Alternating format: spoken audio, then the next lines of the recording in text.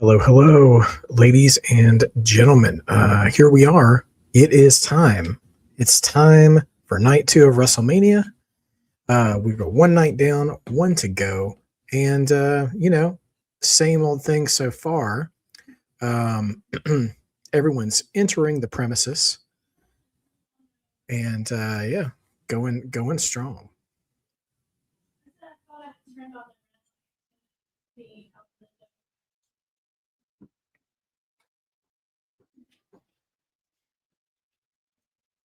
Hope everybody's doing well. Hey, last name. Good Sunday so far. Enjoying it so far. It's been a good day. Got a few things done, and now we're ready to see the show of shows in pro wrestling. So I'm eager to see what things are in store for us tonight. One match shorter of the card. Shmonica, good to see you. And a lot of advancements. There's Bianca again. God bless her. Interesting main event. One could say maybe more questions than answers. But you know what? That's why we watch every week, right? To see where the story takes us. What match am I ready for tonight? Match number 1, Shmonica, Oba and Brock. So ready to see where this goes. So ready to see where this goes. I have high hopes for it. I really hope it's not disappointing. We'll see what happens.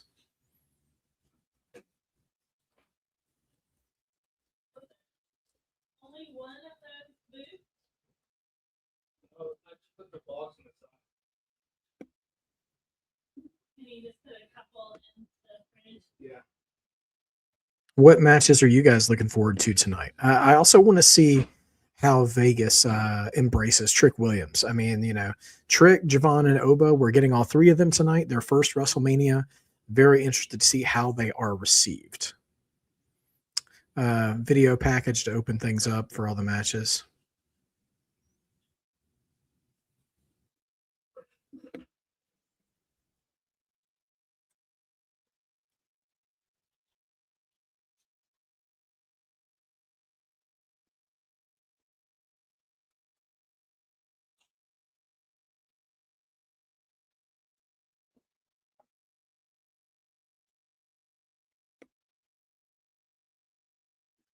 All right, here we go.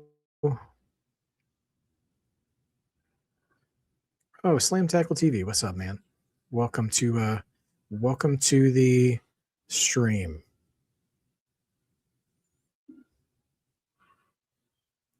All right, here comes our host, John Cena, back out in his suit.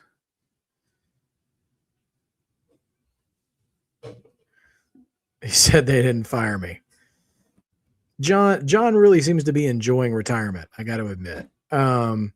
He's got an extra pep in his step and highly entertaining. He kept it brief too last night. I only saw him a couple times. One was the Bianca pregnancy announcement, which was really sweet. And he gave kind of a generic welcome to the beginning, which is not a criticism. Speaking of criticisms, guys, stay off the internet. Let's watch this show tonight and let's develop our own opinions on how we feel about it. I made a big mistake of checking people online yesterday, after the show is over, and there's just so much cynicism and thieves of joy. And I mean, listen, was it the best WrestleMania? No. Was it the worst? Absolutely not. It was a solid show. There were a couple of matches where I would have liked to see some things be a little different. And some people complained that it felt short. I mean, it was 3 hours, which is pretty common for a WrestleMania. And I will say one thing I noticed is that we didn't get any backstage segments during the main broadcast, which is actually kind of a feature of WrestleMania. But it was really just John Cena's segments like this and matches. And I don't honestly believe the matches were that slow, or that fast rather. Slam tackle. That's not a bad fantasy booking there. I kind of I wasn't counting on it, but I was thinking we'd at least get a sort of ships in the night with Cena and Gunther. Whether it was last night or tonight. I assumed it would have been last night because Gunther was wrestling last night. But okay, so Pyro, and now we're getting the rebrand. Interestingly enough, I think this is the first time they've done this. Night 1 and Night 2 have their own visual themes. So we're going from apocalypse to the future, kind of. I don't know what's so futuristic about Vegas. The apocalyptic thing, though, I can kind of see that. It was the wasteland of last year's WrestleMania. But here we go.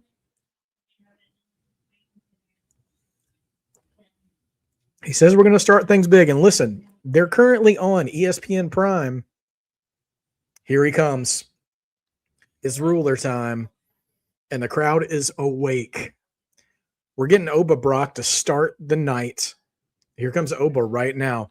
And we're getting the ladder match right after this. So I hope everybody is caffeinated, awake.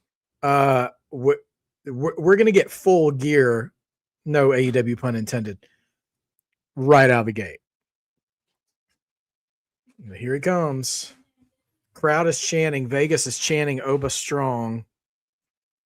That's right. Last name. We're getting the Big E special. The Booker T combo. No bread, no water. Just meat. Finn and Dom got turned into a street fight during the pre-show. Interesting. So I guess they want to amplify that match beyond Finn just being the demon. Well, we'll see it when it gets here. I wouldn't be surprised if that was match 3, if I'm being honest. Because if any of these matches on the card are George Kittle doing the strut, if any of these matches on the card is going to have to follow these first 2, the one I would probably sacrifice is Finn and Dom. No disrespect to those guys, but I don't think the other ones you want to put in that sort of come down spot.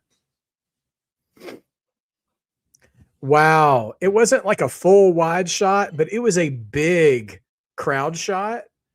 And most of the men and women, the fans in there are doing the strut. This dude is over. And I mean, I'm not all that surprised. If you're new to Marked by Wrestling, we watch NXT live every week. And so we spent all of 2025, sitting under the shade of the tree of the ruler. So like we know what he's capable of. We know what Trick Williams is capable of. We know what Javon Evans is capable of. So this is a big coming out party for all 3 guys. But Oba's got the biggest one because he came out and picked a fight with the biggest dog in the yard in Brock Lesnar. And he has had Brock's number every time they've been in the ring together. And I think we're going to see a car crash. I'm the part of me just holding my breath that Oba pulls it off, because you never know with Brock once it comes time for the big match. But he has really put over Oba already and made him look like a monster. He is a monster. Yeah, and I mean that he is.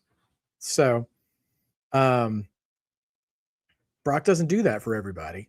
So clearly, obviously he's obedient to booking, but at the same time, you can tell when Brock puts someone over and when Brock sees something in someone. So we'll go there. Sophie, that's true. Oba not being a champion in this match might actually work in his favor against Brock. That's such a horrible joke, but the data does back you up. Brock has been the oppressor of African-American champions in WWE throughout his history. Big E, Bobby Lashley, Kofi Kingston, The Rock. But Oba doesn't have a belt to take. All he's got is his pride. Brock looking more and more Viking-ish. The hair's getting longer.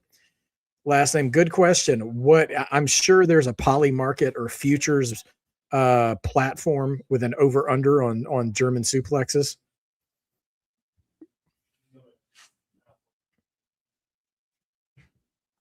By the way, Paul Heyman is here. again, just to remind everybody, Paul Heyman was not present for the Vision 6-man tag yesterday. He did show up at the end of the Gunther Seth match because Braun Breaker returned, and he showed up to pose with Braun Breaker. So the people we have seen Paul Heyman visually with so far, Brock Lesnar, Braun Breaker. And I don't know if you want to count Gunther in that, but yeah. I just find it really telling that he did not make any kind of visual appearance with Austin Theory and Logan Paul. I don't know that might not even mean anything, but given that we've seen Heyman multiple times, yeah. Yeah, Sophie Dovey. So I'm watching through ESPN, so I'm just getting regular old commercials. I haven't gotten any of the Hogan documentary ones because I'm not watching through Netflix this time. Slam tackle on your personal opinion. As much as you love Punk, as much as you want him to win, I think Roman's winning the title back. I think you might be onto something there, Slam tackle. There's just something about as silly as it might have been, them hinging a lot of their feud on Roman saying Punk was old. I just wonder if I really wonder if Punk will just give out, like if he just doesn't have what it takes, you know what I mean, to finish the match. So not that he's going to give up or anything, but I just wonder if his body gives out on him. Oh, Alicia Taylor we're getting this special ring announcing like it's a title match. Oh, Paul Heyman snatches the mic from Alicia Taylor because he's got to do his ring entrance. Slam Cycle. Yeah, man. Hey, Oba has a chance. We'll see what happens in this match. Let's start right here. Depending on what happens tonight, I think is a good indicator of what his plans for the summer might be. Dossie, I think that is a viable I think that's a viable explanation. Clearly the angle and the creative center of that 6-man tag was the story with Speed. So Heyman didn't need to be there. He probably would have distracted from the match if they kept that creative consistency and having him come out with them. So I can see why they would have left him out, but at the same time, I'm just saying I noticed, you know. I wonder, I might just be thinking too hard about it, but we're about to get the bell ringing, guys. So we can keep talking about last night after this match is over, but let's dial in. Let's lock in. All right, Oba, you got one job, dog. All right, here we go. Locking up. A little surprised they're starting off with a collar and elbow tie-up. A little bit of a stalemate. I think crowd just wants to see a fight, you know? Okay, stalemate. Slam tackle. That is dizzying booking right there. That would be wild.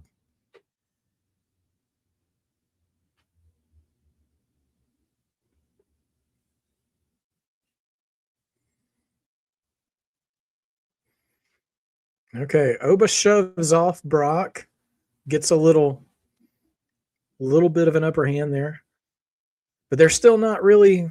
They're still feeling each other out. Okay, here we go. Brock just double-legged Oba and puts him into the corner. Giving shots. Oh, Oba just Road Warrior hawked him and shoved him to the ground. Shades of Goldberg Brock 2016. Dude. Oh, okay. Oba's no selling the offense. He's and just Lesnar just eats a clothesline.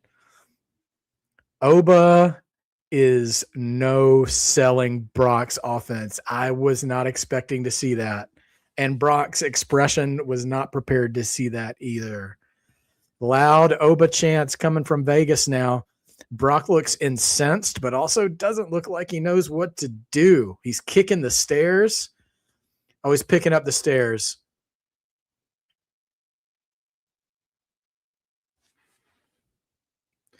All right, he tosses the stairs down. He thought about bringing the stairs into the ring. And this is on ESPN, man. The world is watching it. Oh, oh goodness. Oba took advantage of Brock's distraction, tried to pull him in the ring, but he got stun gunned on the middle rope. Now they're outside the ring, and Brock is tossing Oba into the ring posts. And now, into the stairs, and the top half of the stairs go flying. Brock having to use the outside of the ring because he can't hurt Brock with his Oba with his regular offense. I mean, listen, Brock needs to have some offense. Here's a German. Here's suplex 1.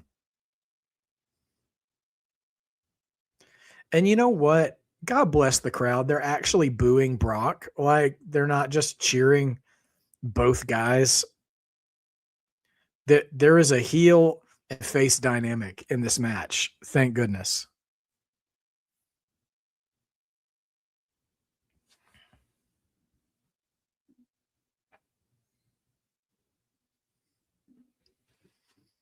All right, Lesnar going for a third German suplex. Yeah. He hits a German and he poses. Oba stumbling, trying to get up.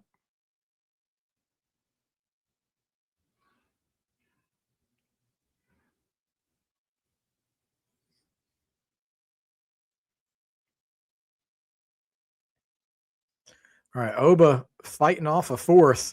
Stiff elbows. Run to the corner. Running uppercut. Oh, he's going to go for another one. And he's tagging him. And then, oh no. Brock caught him. He's going to go for an F5. Crowd's on their feet. Brock hits the F5 to Femi. And Oba is on one knee. He's about to stand up. Stand up, Oba. Stands back up. Choke slam. Down goes Brock. Fights off the pain of the F5. Uh-oh, he's got his eyes on him. Is he gonna hit the powerbomb now? Come on, dog. He's up. And down. I think this is it. 2.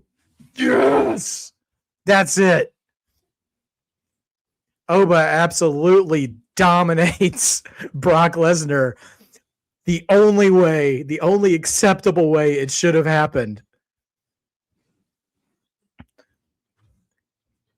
Oba Femi just murdered the reputation and mystique of Brock Lesnar on ESPN at WrestleMania.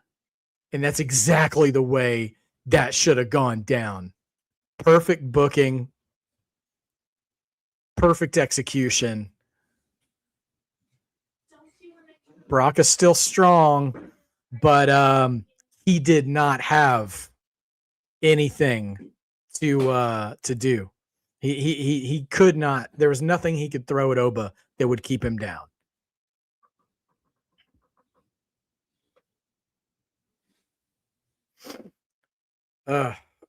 Phenomenal. And that crowd was hot for that finish too. Listen, sometimes you don't have to be clever. You just have to give the crowd what they want. And like, for as fickle and critical as we should be of the wrestling fan community, one thing we were all in agreement on, or 99% of us were in agreement on, was that this is what should have happened and this is what they gave us. We're not that hard to please sometimes. So slam dunk, no notes, exactly what it should have been. And if that is how Oba behaves in the ring with Brock, every champion needs to be shaking in their boots. Because if Brock is ineffective against Oba, no one is effective against Oba. The transitive properties in pro wrestling, the shrugging off of Brock's offense, like he absolutely, yeah. And Heyman rightfully looks in shock. Last name for me, my opinion, I think we get Brock Gunther at SummerSlam. There's a small part of me that wants to have Oba and Roman at SummerSlam, but we'll wait till the end of the night to talk about that. Oba posing at top of the stage. Fantastic. Here's the difference between WWE. Okay, Brock's still in the ring collecting his thoughts.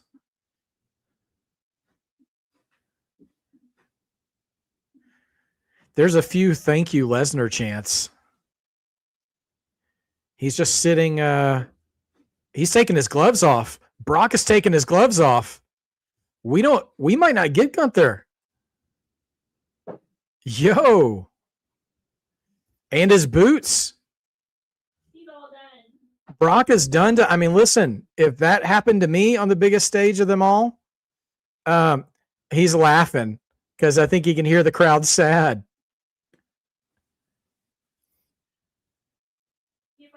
When you're washed up, you're washed up. Yeah. Crowd is chanting no at Brock.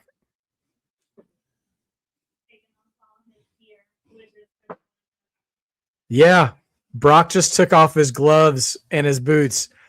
Dude, Oba Femi shrugged off the best shots Brock had to do. He didn't overcome Brock. He treated him like a child. And Brock just left his boots and his gloves in the middle of the ring. Thank you, Brock chants.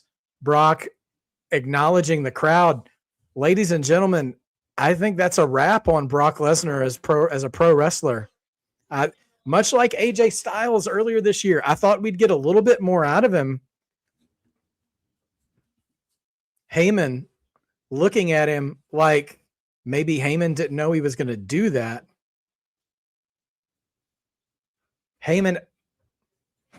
Lesnar gives Heyman a hug in the middle of the ring. Wow. Brock Lesnar not known for public displays of affection. Wow. Well, Brock, thanks, man. You left. Listen, I don't care what anyone thinks about Brock personally right now. As a professional, he did the ultimate thing you can do in this line of work, which is leave the space better than how you found it. And if this is all legit, which I believe that it is, the monster died at the hands of a bigger monster. And Oba is now the new Brock, which everyone else still around better be terrified. Oh, gosh. I'm glad you are.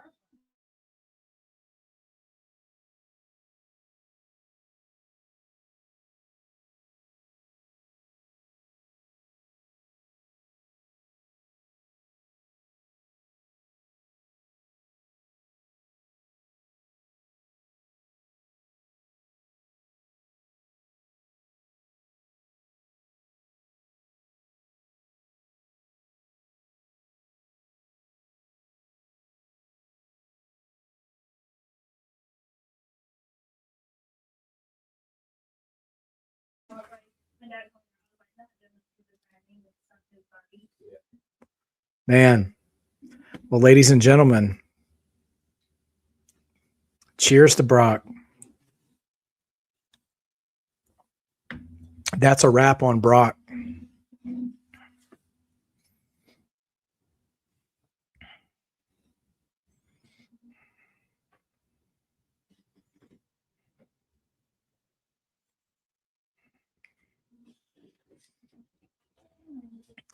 Shamanica, that would be nutty. I mean, to do it now with Heyman right there. Wow. I mean, Brock just got dog walked.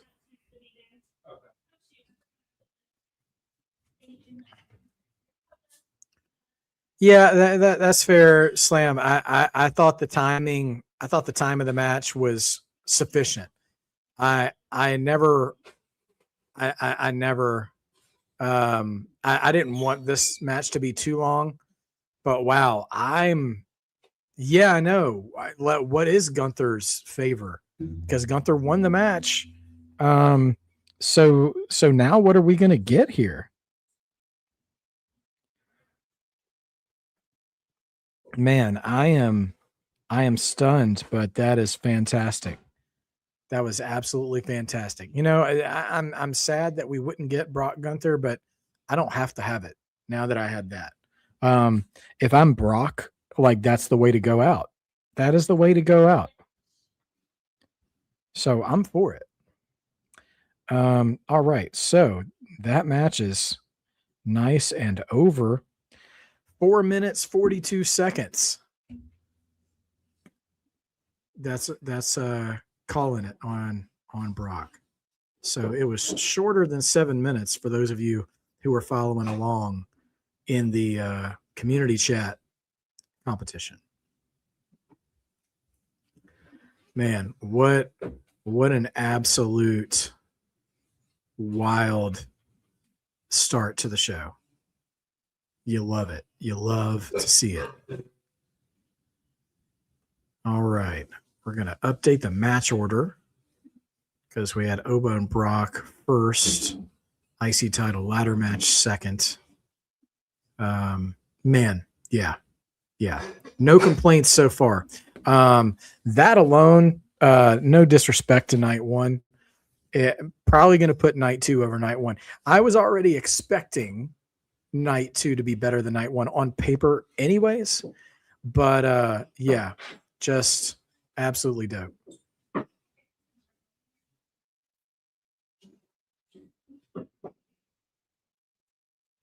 Yeah, it was just under 5 minutes slam tackle. So yeah, I mean, yeah, that was it was brief, man. But yeah, I'm just saying it didn't bother me. I think the shorter that match goes, the stronger Obafemi, who is the guy who's going to be still around now, the stronger he looks. So it wasn't comically short like a Goldberg match to where it looked like he got lucky. And yeah, he just Oba was absolutely dominant. He took, three German suplexes in an F5 and just stood up like he was a road warrior, and was like, "Nah, dog, your pain doesn't register with me."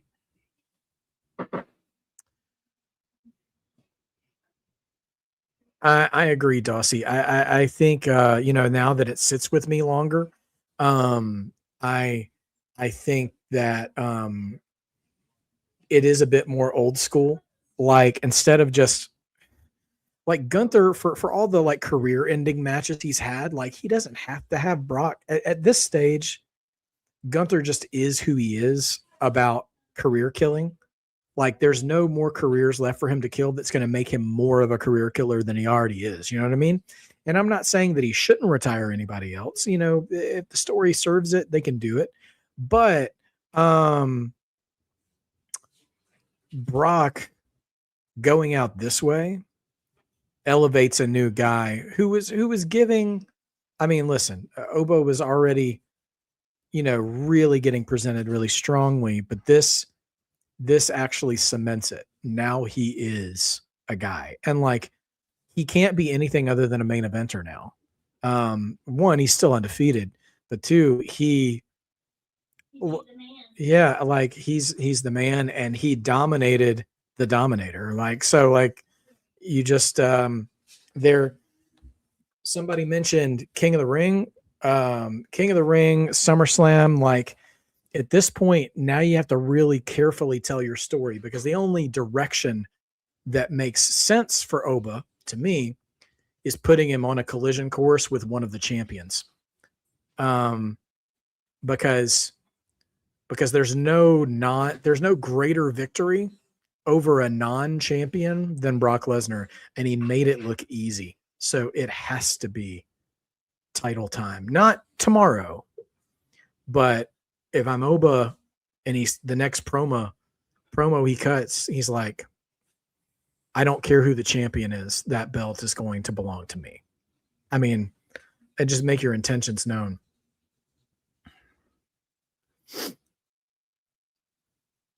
Yeah. Yeah, I think they made the right decision. I think some of us, feel a little differently about match length and stuff, but at the end of the day, it was 100% the right call, and the manner in which they executed it, I think, was perfect. And I was not expecting to see Brock retire right there. So brilliant stuff.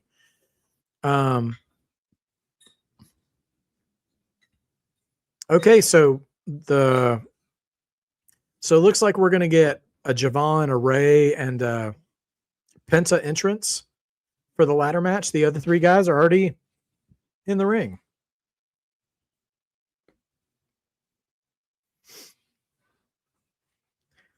All right, here comes Ray, trying to make sense. I think Ray, because Ray does his superhero outfits at WrestleMania. Ray is going Deadpool. I don't think I've ever seen Ray in a Deadpool cosplay. It's a good look for him. Is there a chance we get Oba versus Braun next year? Here's the thing. Both Oba Femi, and so Braun is going to have to deal with Seth first, but before the end of the year, as long as they're both still healthy, they both have to be gunning for a title, I would think. So I could definitely see them crossing paths.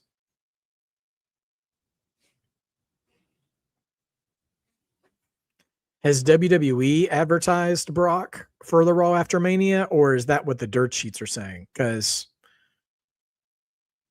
that's the only thing. Do I think we'll see Gunther versus Oba at some point? Yeah, probably. I mean, I don't know when, but barring, again, any injuries or weird things happening, Oba is a main eventer. So Oba has been solidified as a main eventer now on the main roster. So any of these fantasy matches we have, I think they're all on the table. As to when we get to them, I don't know. But yeah.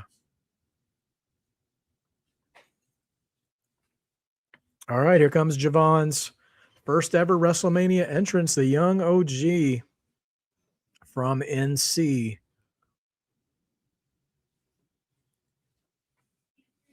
All right.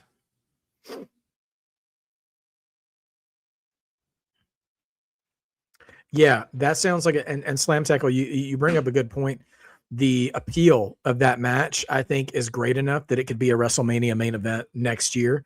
So you would have to be patient in the build of that now, because they can't be battling all right now, and then wait for them. But it's also Saudi Arabia next year, and I feel like Oba and Braun, like, that deserves a stateside WrestleMania. I'm sorry. Yeah, but we'll see what happens. Yeah, I know, Sophie. I'm a glutton for punishment. I don't know why I keep having faith in the IWC. I shouldn't. Shamanica, Sophie or somebody said that they changed Dom and Finn to a street fight, I think. If that's the case, I think it'll make the match more interesting for sure, other than just a demon entrance. Oh, here's Penta now. A little video vignette.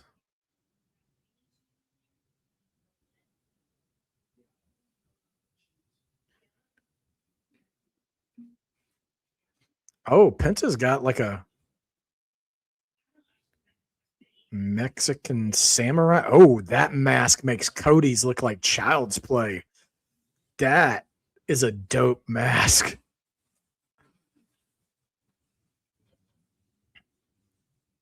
Dude, Penta is here for war. He looks like Shao Kahn from Mortal Kombat. Oh, it is Shao Kahn. The Mortal Kombat symbol is popping up on his Tron. All right. Well, see, now this cosplay is 100 times better than the Clash of Clans or League of Legends or whatever from last year with the New Day War Raiders match. This is the kind of vertical integration, 30 Rock reference for you, that I can get behind. Yeah. Excuse me, everybody. Yeah, I think Shao Kahn is the intention behind the mask. Do I honestly see Rock coming back to help Roman with the title? Slam Tech, I'm holding it back here in my mind. I'm not optimistic that it'll actually happen, but it could. Thanks, Dossie. Sorry. Allergies, man. I don't know what it is. I've been on the struggle bus the past few weeks. Now, interestingly enough, too, we've got Penta cosplaying Mortal Kombat 2, advertising that film, while other members of the roster are Street Fighter characters, which I don't know. Just find that interesting. All right, here we go. Match has started. Here comes the carnage, guys. I'll try to call the spots as best that I can, but I'm not. I'm not going to be going play by play. Now, it just dawned on me that Ray and Penta almost look like twins. They're both rocking red and black. The Shredder mask too. Yeah. Yeah, it looks like Shredder kind of around the back and Shao Kahn around the front. Man, all the luchadors are taking turns taking shots at JD McDonagh.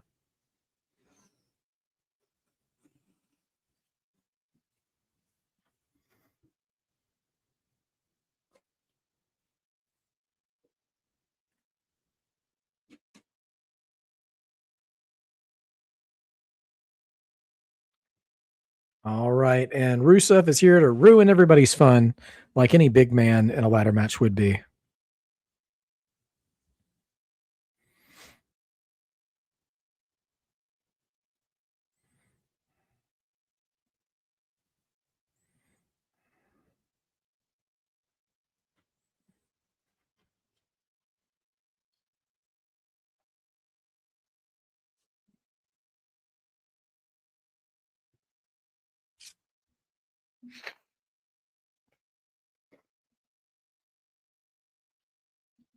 Yeah, I'm glad that it feels more like the angle from night one is distancing itself from night two.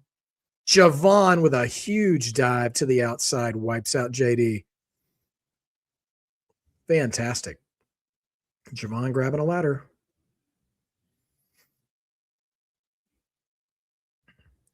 Yeah, especially with Cody winning last night, I feel even more. Wow, what a spot! Dragon Lee with a Hurricane Rana off the apron onto Javon, who falls into JD. Ray and Dragon Lee. Okay, throwing down. Um,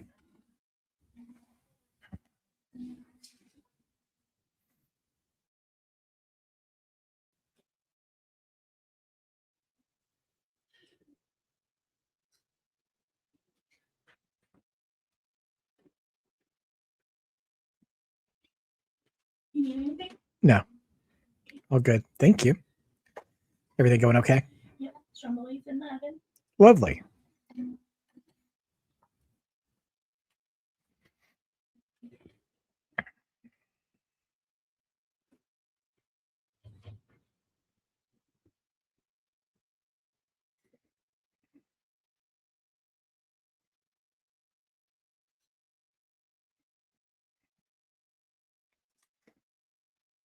Yeah, all three Lucha stars are wearing red. Good observation last name.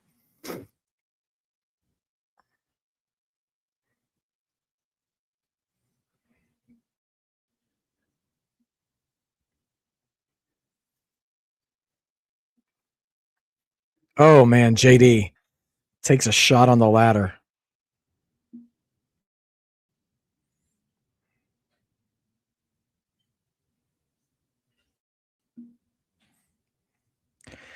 I have friends of mine texting me that are casual wrestling fans at best about Obafemi right now, just to let you know. So let that be evidence.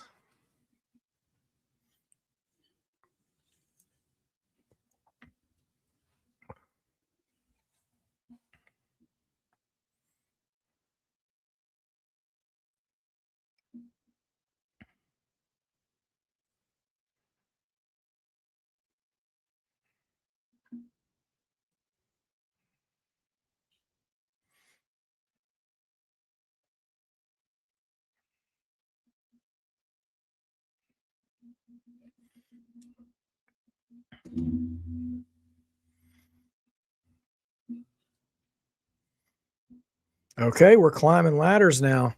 JD and Javon. Wow. What a jump off from Javon. Good grief. McDonagh lands on his feet, though. How's Javon? Oh, Javon back on his feet. Good grief.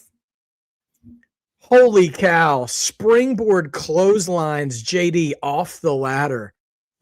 That in what 20 years of WrestleMania, like multi-man ladder matches, I don't think I've seen that spot before. Dragon Lee sandwiched in the ladder, eats a 619. Wow. Absolutely bonkers.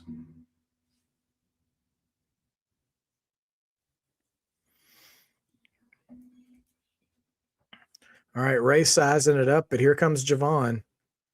Javon just jumped over Ray's head to climb up the ladder, but Ray's catching him.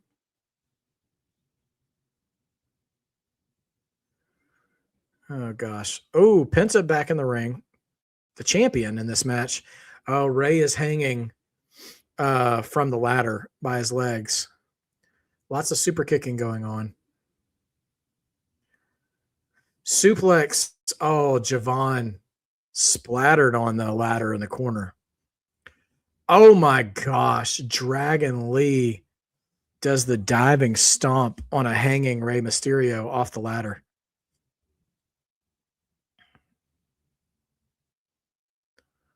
Dragon Lee probably in best position to climb right now. He climbs fast. Holy cow. But here comes Rusev. Hard-hitting Rusev. Man, plants him down on the ground. Uranagi. Just crazy stuff.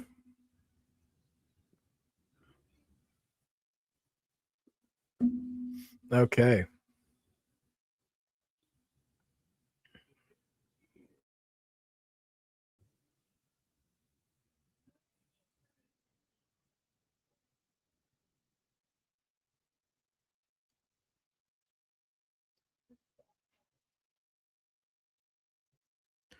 Goodness gracious. What do I personally think will happen, Slam Tackle? I think in the main event, Roman's going to win. And I think he'll get some help. I don't know. I can't decide or predict who it'll be, if it'll be the Usos, if it'll be Solo and some of the MFTs. Crazy if it would be Rock. But like Roman, and I don't know if it's help that Roman has asked for either. But I think Roman walks out champion tonight, especially now that Cody has retained. Just a thought. All right, Penta and Ray now going back and forth. Match slowing down just a bit. Oh, leapfrog. Good grief. Penta launched Ray over his head out of the ring, and he lands on Rusev, who goes through a ladder. Last name probably gets some blood in the main event. I think so. What a bump by Rusev too, man. Dude earned his bonus. Ah, jeez. He's crunched. Penta starting to climb, but Ray's right there.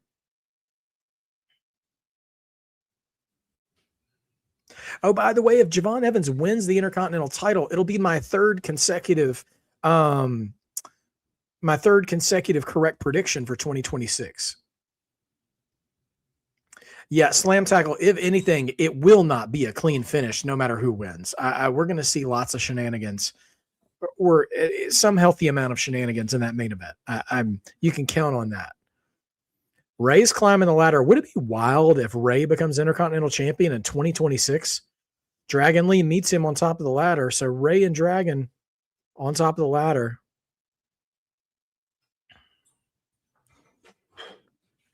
But neither one of them can get to it. Let's see what we got here. Man, oh man.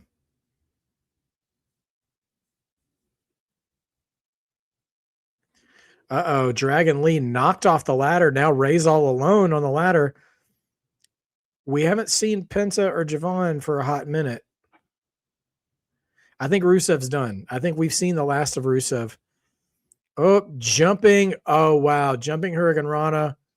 Reversed into a Styles clash. And now Dragon alone. Could he reach it? Here comes... Is that Rusev? No, it's McDonagh. It's McDonagh. Grabbing him. Keeping him from grabbing the title. Goodness gracious me.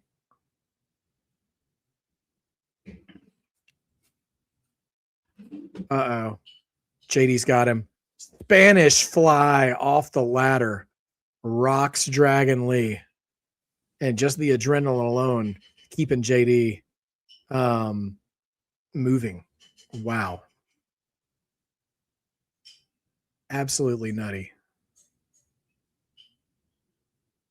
Huh.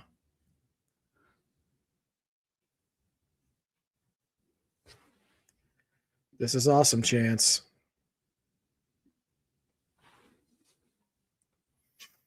Okay.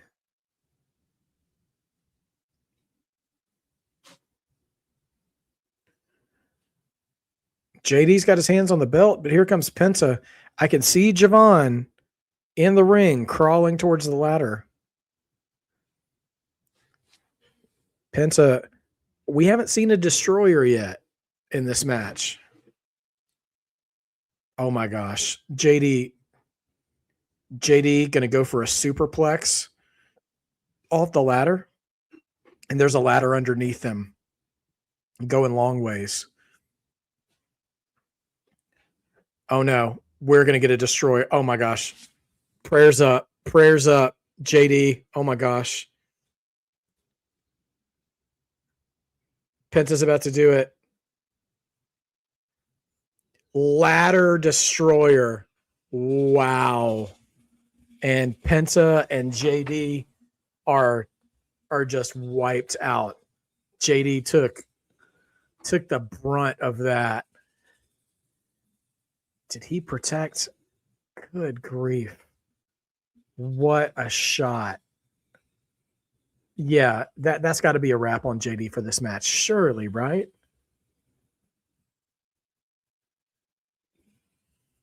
Everybody's down.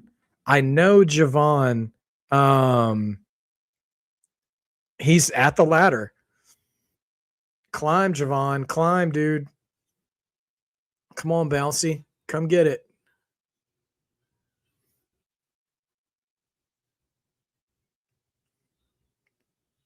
He's got his hands on the belt, but here comes Rusev. Oh my gosh. Javon is Jeff Hardying. He's hanging.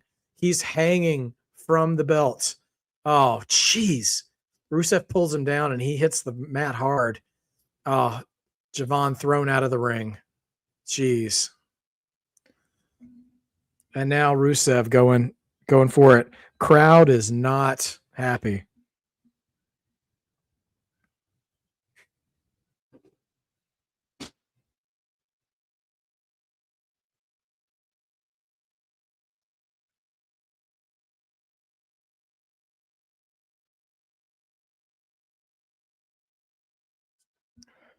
Whoa, Javon's up and he's on the turnbuckle.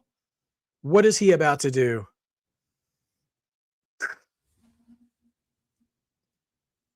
Javon diving cutter onto Rusev off the ladder. Wow.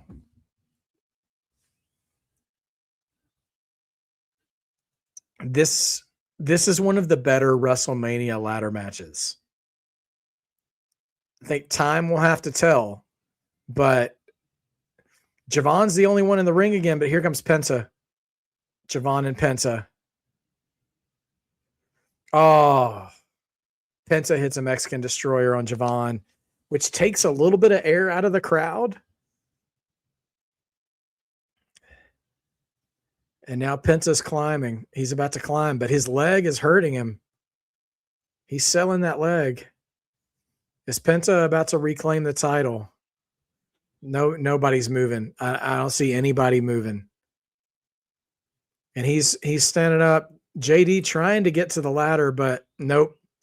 Penta retains. And you know what? That's fine. That's fine. But they had me believing about Javon for a minute. Great first two matches. Both of those matches, Seth and Gunther was really good yesterday. Both of those matches may be better than anything we saw yesterday. So night 2 is on a roll. Absolutely brutal stuff. You love to see it.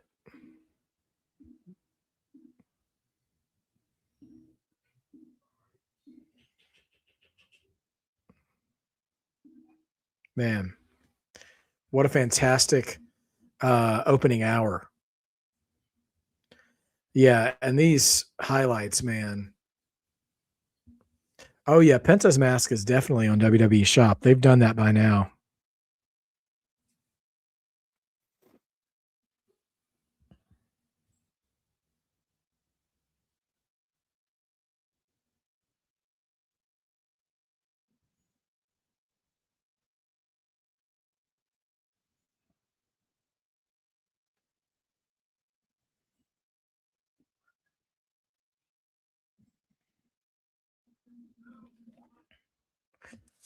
%, Dossie. When Joe Tess was on Get Up on ESPN and announced this card, and I saw those were the two matches they picked for night 2, I'm like, slam dunk, like easy choices.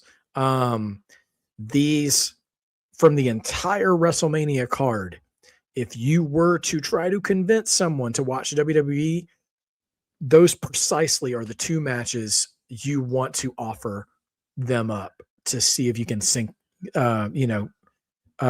them, caught, to reel them in. Which, case in point, my friend is still texting me about Femi. Like, yeah, absolute fantastic opening matches for Mania. Man, I feel like we've seen so much already. Just absolutely crazy.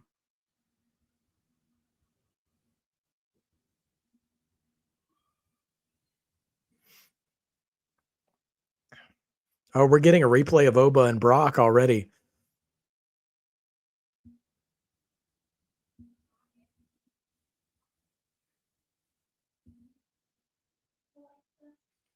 Michael Cole calling Femi the next big thing.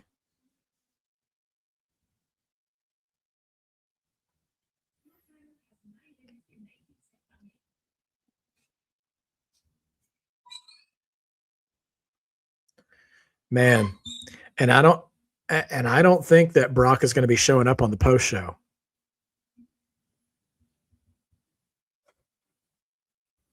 Man.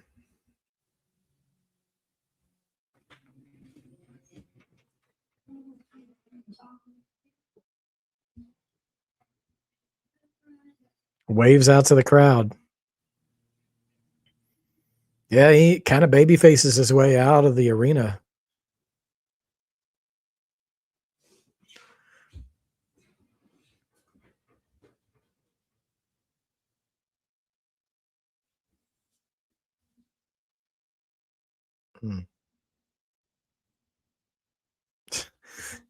Michael Cole and Wade Barrett just standing among the broken ladders.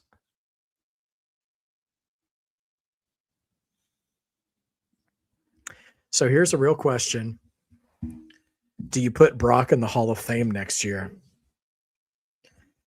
Honestly, if you're going to put somebody in Saudi, I'd go with Brock.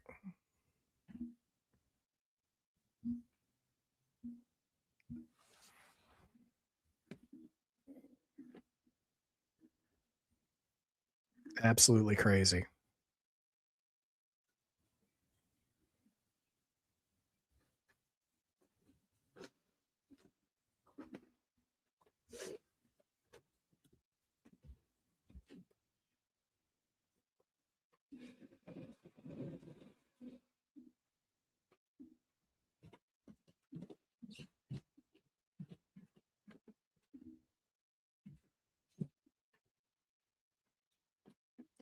Man, oh man. What a show so far.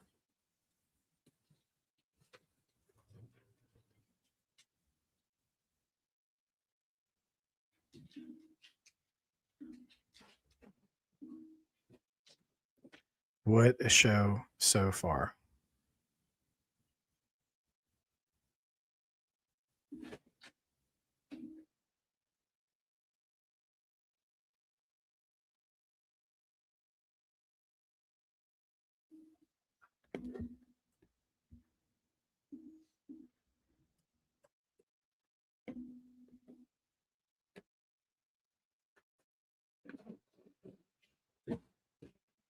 All right. We're on our commercial break.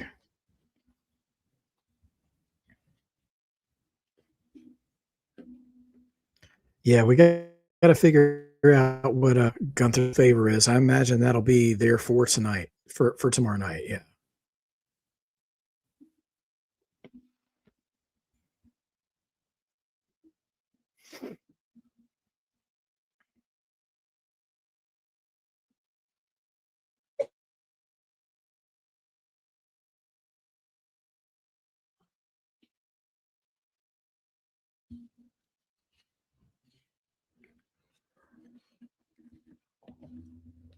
All right. All right.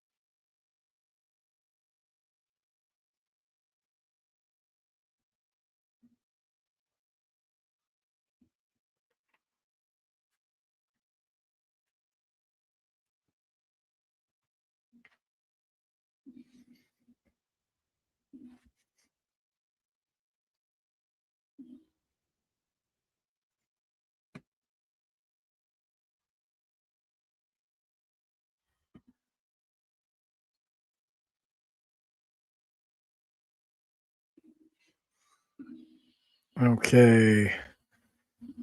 Penta's Mortal Kombat mask bigger than the movie one. For real though, right? Question: do you put Brock and Cena in the same Hall of Fame class? Absolutely not. No. Brock and Cena are both headliners. They're both 100% headliners of their own class. I think Bray Wyatt is a headliner of his own class. So yeah, I think it's just one of those things. Slam Tackle TV asks, what is your one match to show someone that's never watched wrestling a day in their lives? You're going to be AJ Styles versus John Cena SummerSlam. That's a great match to show, 100%. It's tough for me to narrow that down because I've been watching wrestling for a really long time, and for anybody who's been watching it more than a few years, you've been through the sort of vision change of the industry, right? Like wrestling in the 80s wasn't the same as it was in the early 90s or mid 90s to the Attitude Era to blah blah blah blah blah. And there are peak examples to give every time. Like the first match that made me love wrestling was Ricky Steamboat and Randy Savage. That's a match I would always want to show somebody because it shows you how athletic it can be. Swaby Sean, good to see you. A&B Combos dropping in to say hi. I just stopped in to say hi to them. during this commercial break. So they're returning the favor. I'll get that up here just a minute. Now, I think, you could also look at like the TLC ladder matches are good to watch. Honestly, another ones I would do too is some old WCW stuff, like pre Hulk Hogan WCW stuff, because the crowds were so frenetic in that era. And so like the Steiners versus like Terry Gordy and Steve Williams, matches like that, or Ric Flair and Dusty Rhodes. Just the way, or Sting and Flair. I mean, like the way those guys could captivate the attention. Steamboat and Flair could captivate the attention and excitement of a crowd back then. Part of Rock Hogan from WrestleMania X8 is not a bad idea either. Something that's not only entertaining to watch in the ring, but the crowd is a factor in it. Because that's part of experiencing this, is seeing as how we all feel about it together. You know what I mean? All right. Let me humble myself here. Amy Combos. AJ always channels his inner Clubber Lang, Mr. T from Rocky 3, whenever we're predicting things together, and he's probably having the best night of his life, the best weekend. He can be great for one night. Cup of coffee. As a matter of fact, AJ, I hope you're still in here, brother. Because you're having a cup of coffee in the big time with Coalition Predictions Chat. Yeah, hope you got the good wax from Home Depot. None of that dollar store stuff with that title, because it's coming home. It's not coming home. It's going to visit its weird uncle in Mississippi. It lives here. I have custody of the Predictions title, but I'll send him to Mississippi for the summer. It'll be like a Disney Channel movie. He'll learn some lessons, make some friends, fall in love, get his heart broken, and he'll come back home. So yeah, I'll see you again. I'll see you again. But yes, indeed. So there we are. All right.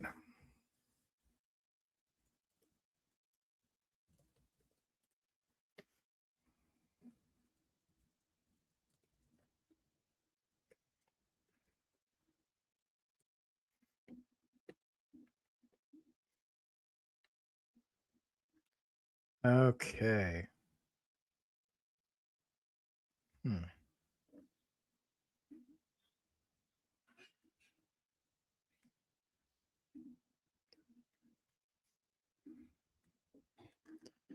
Yeah, I don't know if I've got. Yeah, they're covering up the blood while they're still on ESPN. I imagine they could show it once they get off ESPN, but we'll see what happens.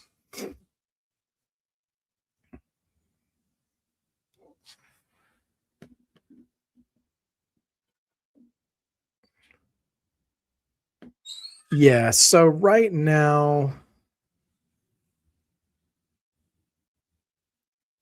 let's see.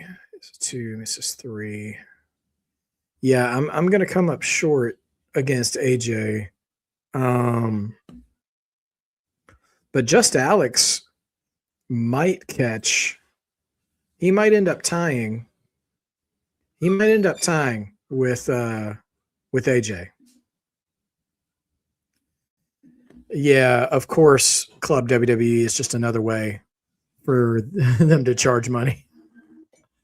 What a surprise. Daniel Cormier had a front row seat to seeing Brock Lesnar retire, which is interesting to me. Well, usually a tie goes to the winner, but if it's two brand new ones, they may just have to be co-champions. All right, yeah. Okay, Finn and Dom street fight.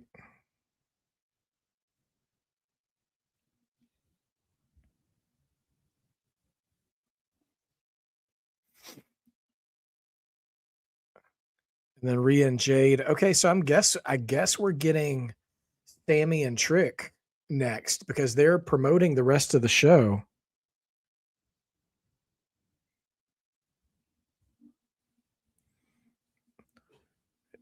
All right. So make sure everybody's ready to whoop that Trick tonight.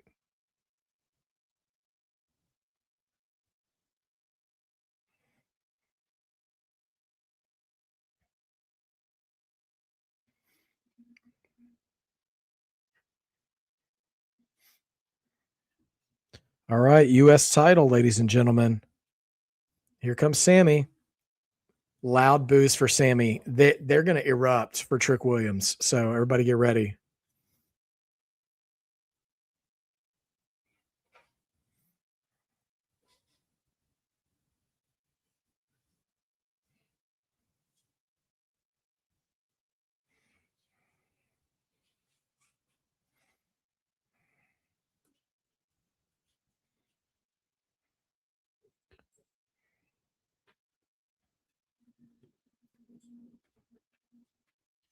Hello, hello. Hello, your snack is almost ready. Thank you. You're the best. My wife is the best. She's making WrestleMania snacks this weekend. For those of you who didn't watch my stream, you couldn't see the homemade potato skins she made, which were fantastic. And she told me today she's making a stromboli. Like, do you guys get homemade stromboli? Because I don't know how I'm so lucky, but I do. Just fantastic. What gun store is going to look for Paul Heyman for a Gunther going to make for his favorite? Yeah, I don't have a clue.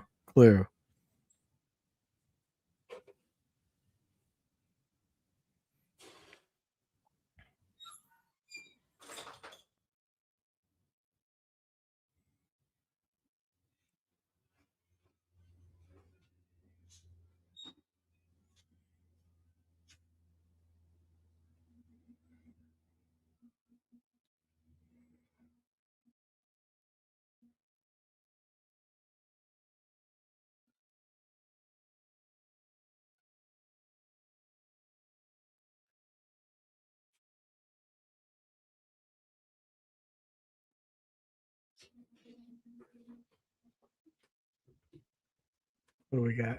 Oh man, those look amazing. Well done.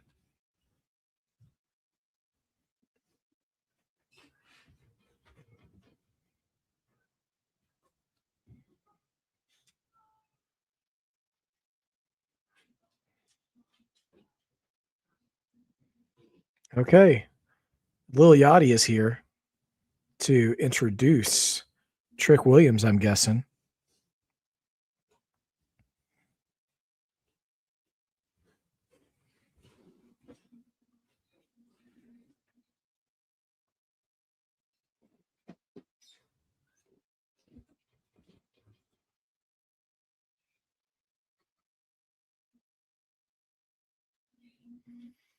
Okay, he's straight up announcing him.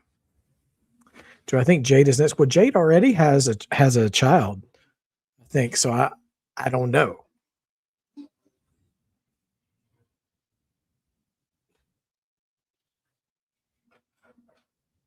The anointed one.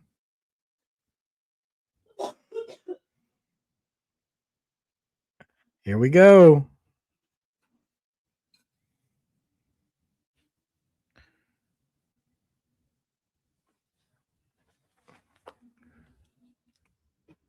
Lil Yachty playing the role of Booker T right now, being the hype man. Vegas chanting for Trick.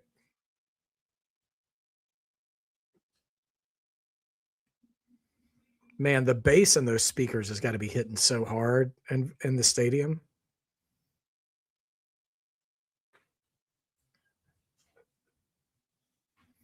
Yeah, it would have been great to bring Booker T on for commentary just for this. That would have been special.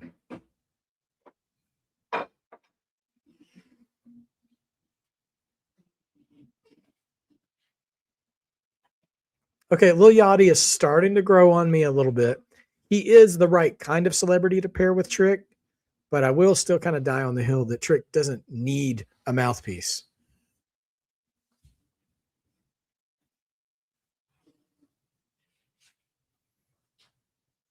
Oh my gosh. Trick's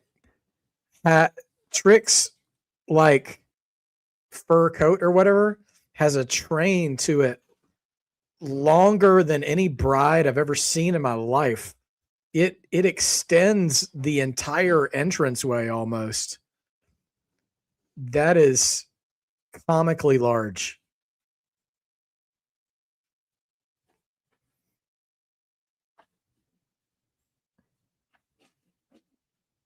Wow. I'm serious. It is stretching almost the entire length of the very long entranceway.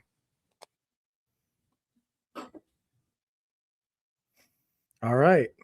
What do you guys think? Is Trick going to be the new US champion? I think it is worth it. I think it's a choice they can make. Crowd is not going to be happy if Sami wins. Modfather, good to see you, man. Listen, Modfather, you owe it to yourself to watch not only the match, but the closing segment of that Oba Brock match. Fantastic start to WrestleMania night 2. Sami got green tights on it. I don't think I've ever seen him rock that, at least in WWE. So here we are. Thank you, my dear. Ladies and gentlemen, boys and girls, children of all ages. Yeah. Whoop that snack. Whoop that snack. Yeah, we're doing this thing.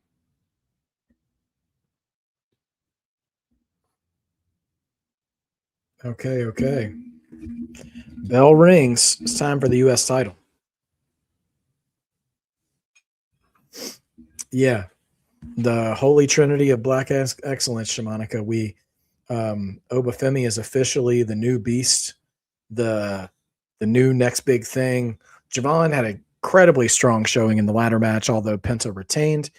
And I feel like this could be Trick's night. We'll see what happens, but I just feel like it could happen. Do you believe? I gotta believe.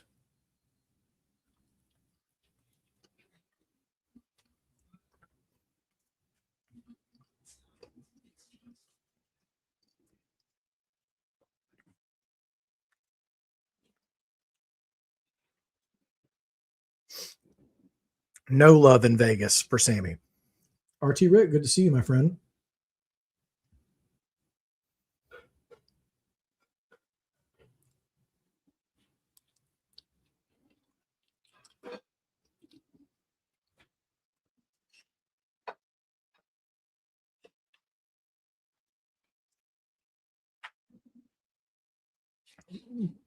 Yeah, we do know that Mello obviously is not on the card.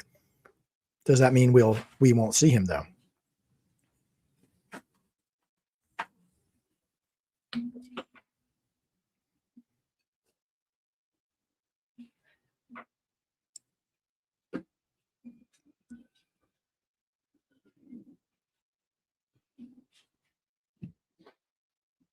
Yeah, Trick Williams was a walk-on at South Carolina as a football player, and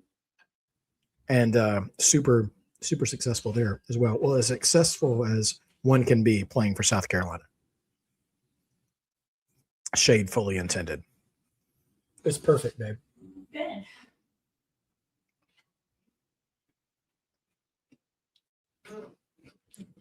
Blue Thunder Bomb gets 2. I found it interesting when Sami was doing the U.S. Open Challenge that he would actually win with the Blue Thunder Bomb for once in his life. Pretty entertaining.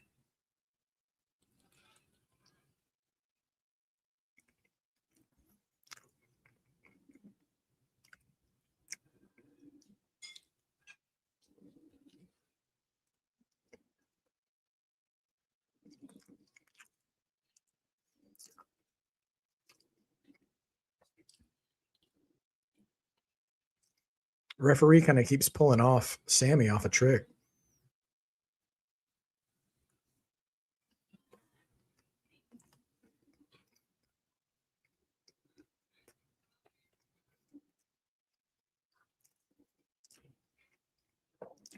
Sami just dropped Lil Yachty. Sami don't like WrestleMania celebrities. Remember, he fought Johnny Knoxville.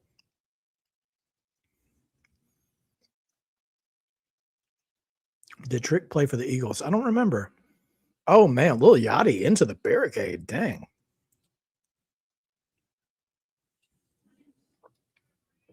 Yes, Swaby.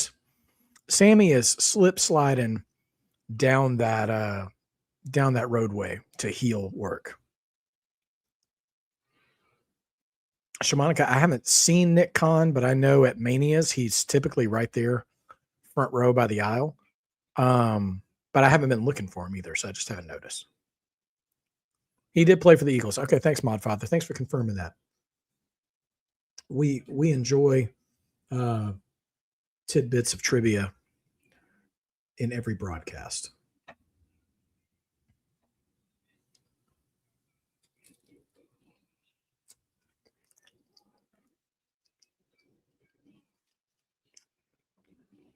Sami Zayn dropping that brainbuster right on the apron. Nasty work on Trick. If I'm Sami, I'm telling the ref to start counting. Just try to get out of there with the belt.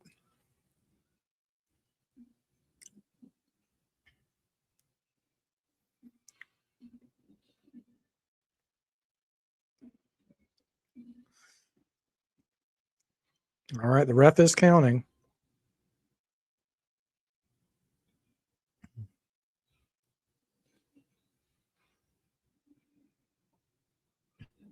Oh, man, haluva kick. Sami just dropped Trick on the outside of the ring. Michael Cole didn't call it a haluva kick, but it most definitely was. And now Trick is out again.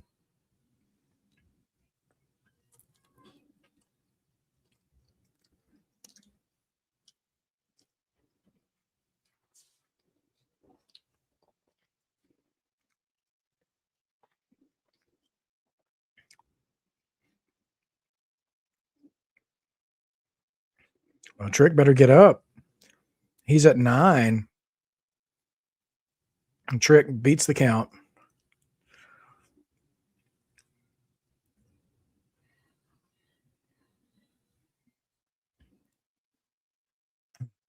So something that keeps happening in the match. Sami is being really aggressive with Trick while Trick's in the ropes, and the ref keeps like breaking them up, you know? All right, Sami framing his shot, trying to get a haluva kick in the corner. He's just waiting for Trick to get up. And Yachty is back up. Oh, and Yachty interferes. It's a trouble in paradise. Only 2.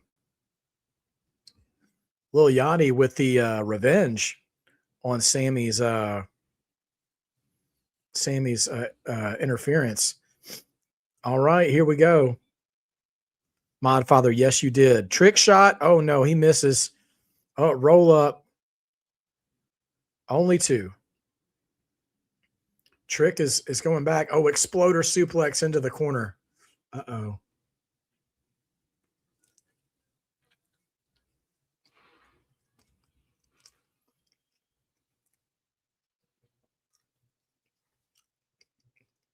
Zayn measuring for the haluva kick. Nope. Trick shot. Eats the trick shot. Middle of the ring.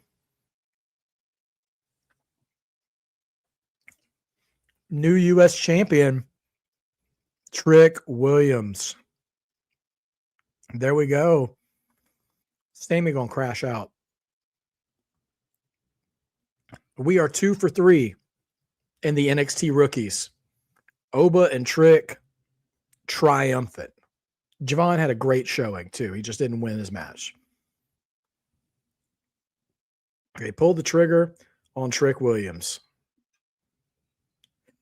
Amazing.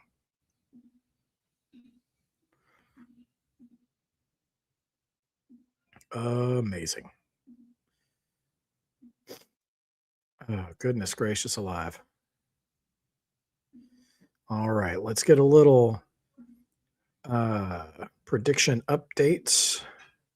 Trick Williams wins the U.S. Championship, and there's no sign of Carmelo Hayes during the match, although there is plenty of Lil Yachty.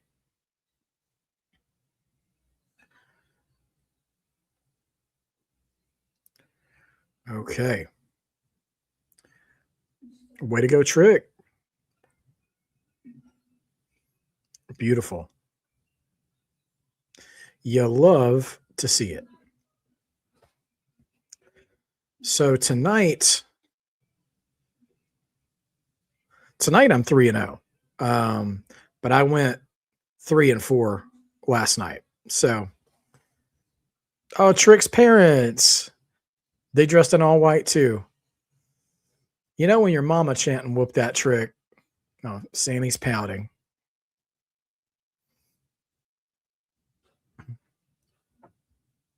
Man.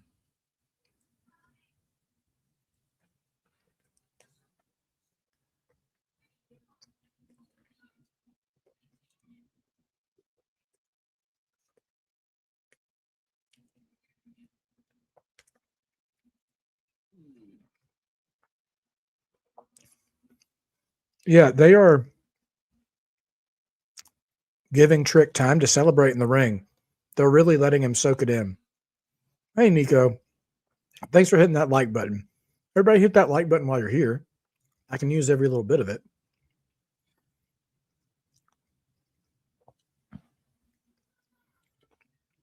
Good WrestleMania moment there as we go to break.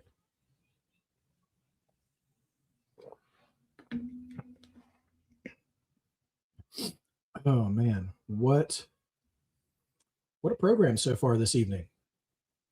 Again, it's not all that surprising, but night 2 is just dwarfing night 1 in comparison, quality wise. Excellent all around.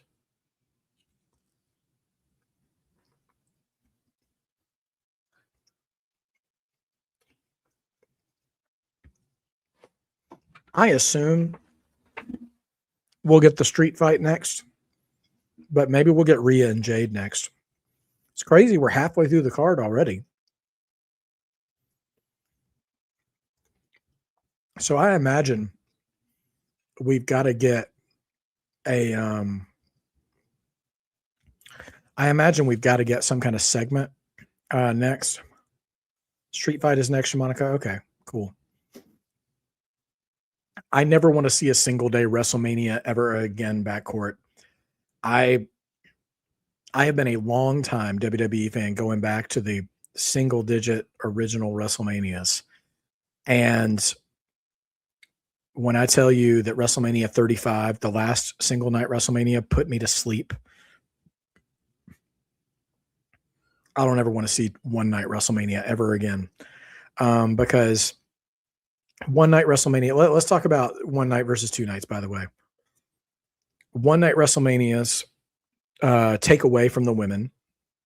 They take away from the roster, period. Less people get on the card. Matches are shorter. And yeah, there's less women, less titles represented. If you think people complain now about Io, Asuka, Kyrie, Carmelo, Ilya, they'd be complaining even more if WrestleMania was just on one night. Yeah. So I ain't about that one night WrestleMania anymore. And I actually do agree with the 2-night SummerSlam. I don't know if we need to do a 2-night Royal Rumble. Yeah, it's all good backcourt. I mean, you're entitled to your opinion and everything. I think there's far more cons than pros to going back to that. There would be a few benefits here and there, but yeah. I do think the Royal Rumble should still say one night though. A 2-night Royal Rumble feels like it would be really tiring. I don't know why, but 2-night Mania and 2-night SummerSlam is nice. I think that's a good sweet spot. I don't know that we need to do a 2-night Survivor Series or a 2-night Rumble. But yeah, but anyway, listen, just because on the strength of night 2 alone so far, this has been a very good WrestleMania. Like last night was a good WrestleMania. But yeah, it's the old adage, man. Time flies when you're having fun. Like, I don't care how short the matches. I don't care how short the matches are if I'm still enjoying myself. You know what I mean? Like, I do not demand to have 2 hours and 45 minutes of wrestling, in-ring wrestling on a 3-hour show. You know what I mean? Um, I was sitting there, even there thinking during the I almost said it, but I didn't. During the Trick Sammy match, that really long spot where Trick was almost going to get counted out. I'm like, do you realize if you want to add to match times, it's because you're adding spots like this?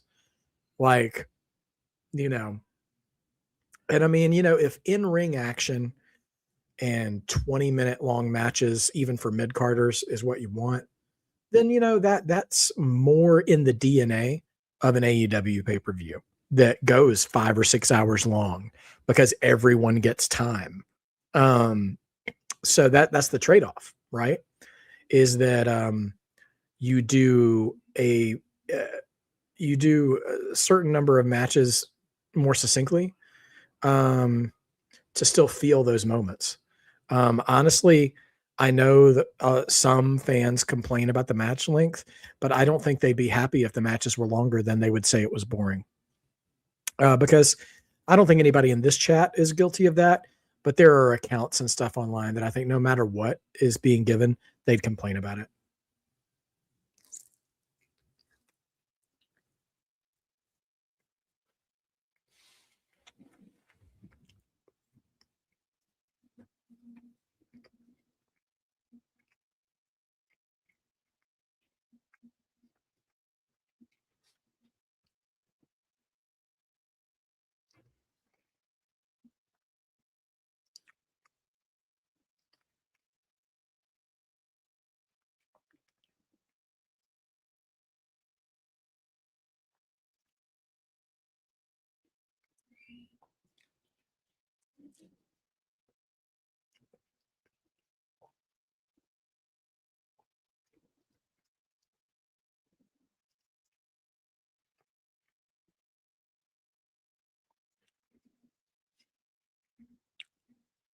I would counter that by saying this WrestleMania has made more space for women than any other WrestleMania in history. So I don't think there's a lot of credence to saying, oh, they did them wrong. In years past, they weren't on the show at all.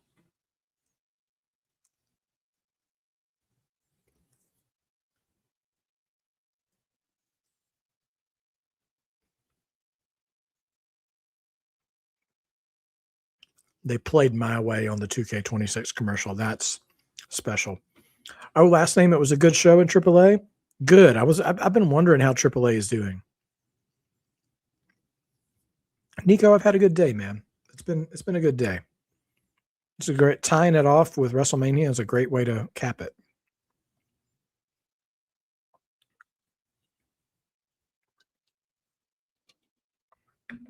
I got to know how many beers George Kittle has had at WrestleMania because somebody's going to need to drive that man home.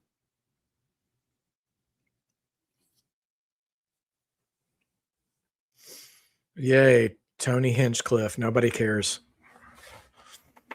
Oh, gosh. Oh, Gronk is here.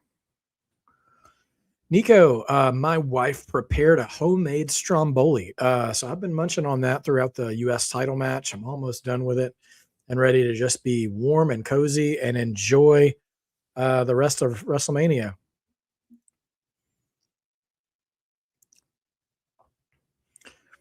A drunk. I hope we don't get a drunk Kittle and Gronk in the ring. That would be unfortunate. All right, street fight. Here we go. I wonder if Dom gets any kind of special entrance. That would be fun.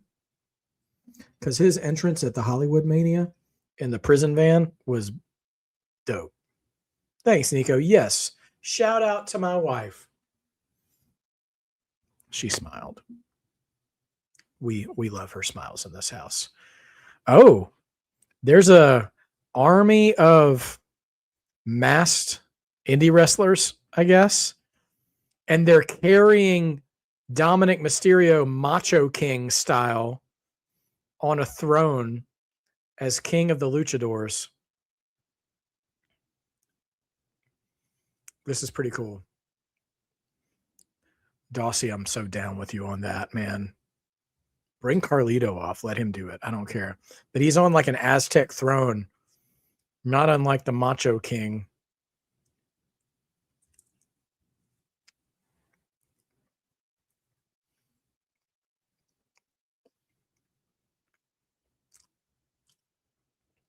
You know,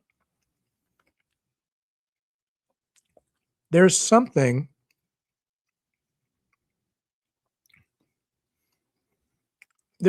intriguing.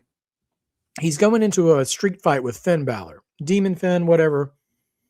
And that is a Judgment Day story, but Dom's entrance is leaning heavy on King of the Luchadors and the AAA mega title.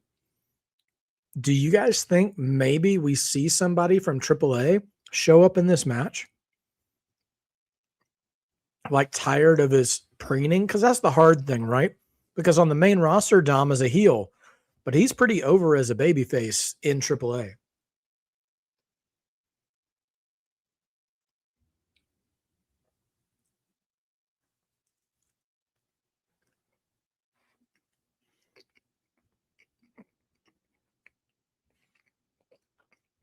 Thank you, Nico. Very kind of you.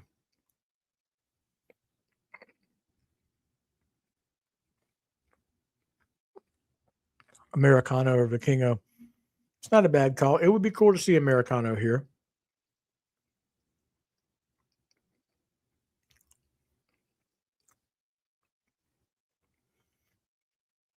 I do respect and appreciate Dom, especially his WrestleMania gears, always finds a way to sort of shout out Lucha Heritage.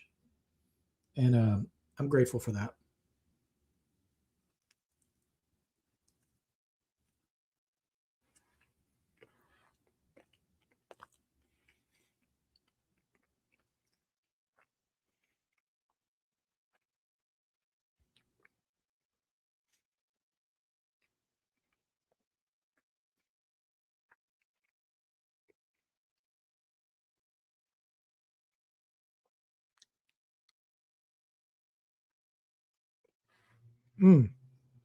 But Americano is also feuding with Gable Americano as well.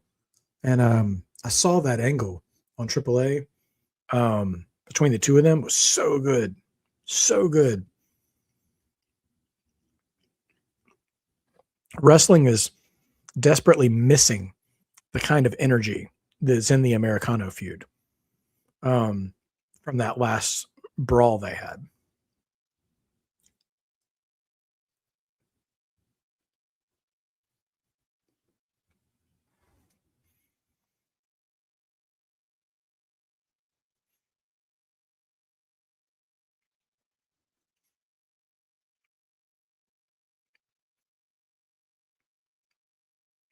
All right. Finn's on Demon time. I wonder if he makes any kind of color adjustments.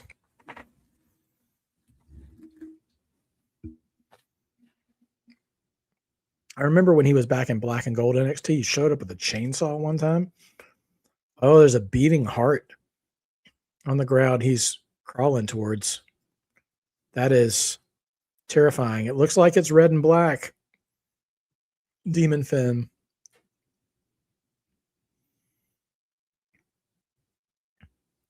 He touches taps the heart. The demon's back.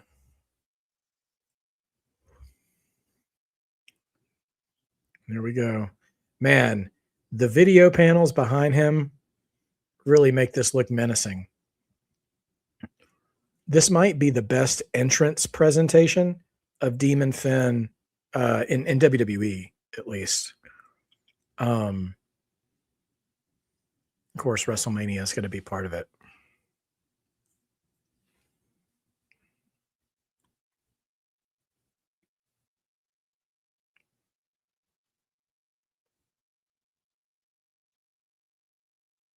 Oh man, it's raining streamers.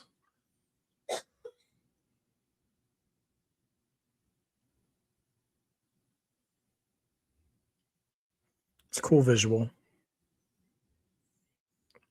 Oh yeah, it is a street fight. So he's found a spiked mace. Interesting. Yeah, it's like a heavy metal Undertaker entrance, like heavy metal, hard rock, whatever. But I feel like there's a streamer on the camera. The Cody Vader. Yeah, they should.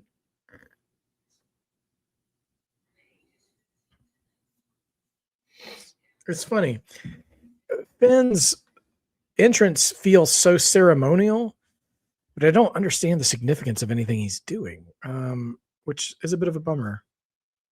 But it's still cool. It gives good vibes. Dom is hiding behind Michael Cole at the announce table. That is hysterical.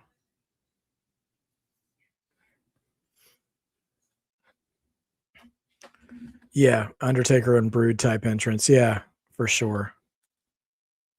I'm down with that. Dominik look shooketh.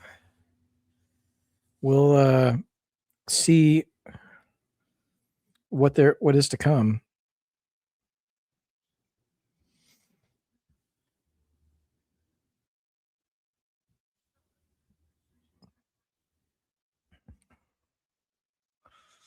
All right, Demon Finn. Let's see what you've got.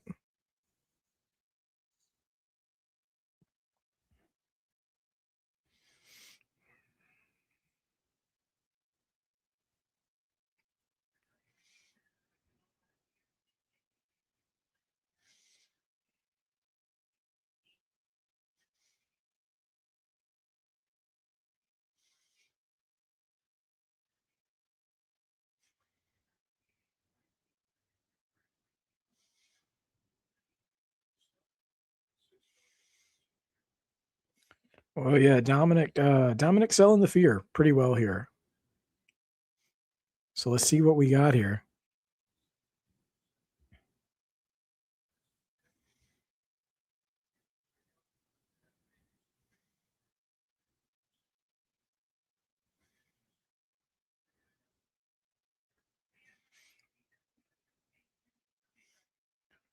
On the post show last night, Liv Morgan admitted that she needs her family to win and keep the championship on her. Yeah, okay.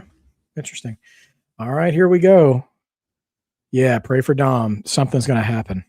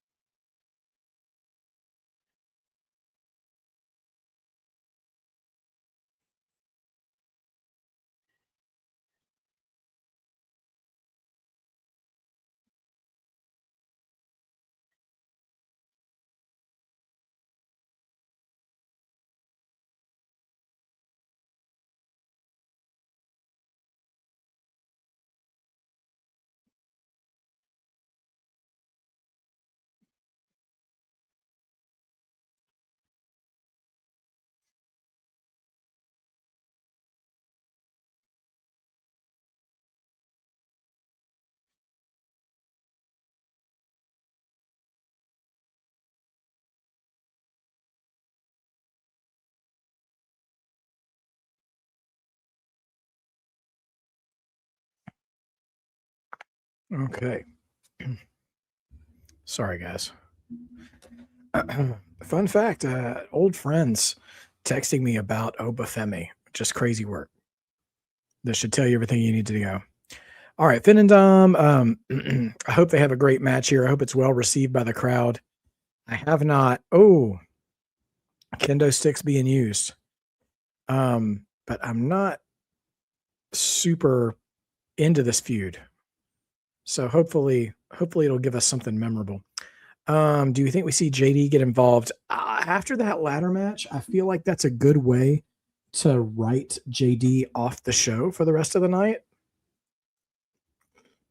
And here comes a table, but suicide dive by Dom knocks down Finn.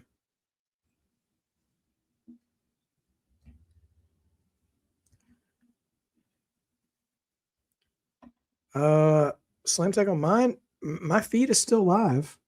I don't know if I'm behind or not. Let me see. Yeah, it says I'm live.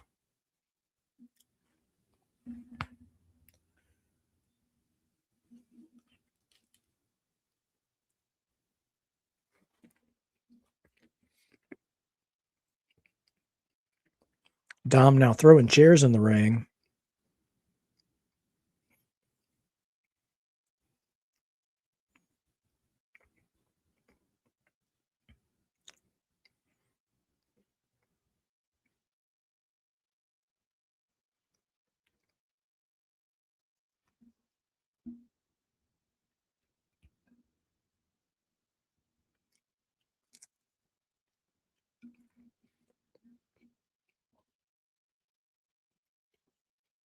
Dom pretty much in control right now.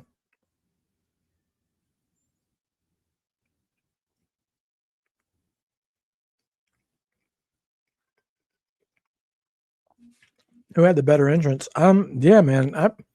For my money, I call it a tie. I think Dom's was more imaginative, but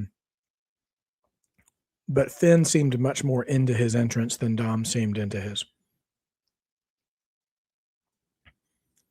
Oh, we're gonna try to get a suplex, a three amigo suplex on the chairs. Nope. Finn reverses and Dom eats the chairs with his ribs.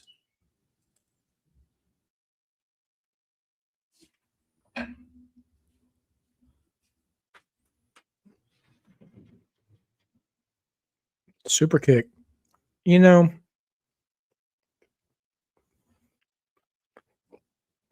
I think I know why I've never been fully captivated by the Demon. He has all the same offense as Finn Balor, regular Finn Balor. So he might look different. He kicks out at one on the frog splash. But there's not enough other than visually to differentiate Finn from the Demon for me.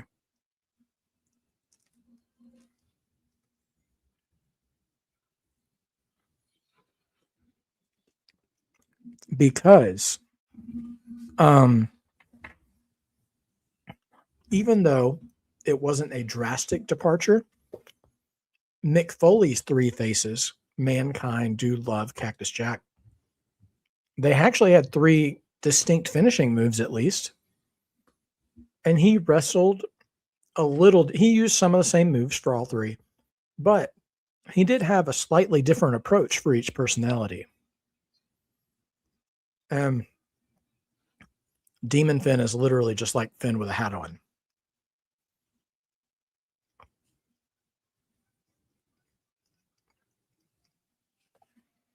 Finn misses the coup de grace and eats a chair to the face for his trouble.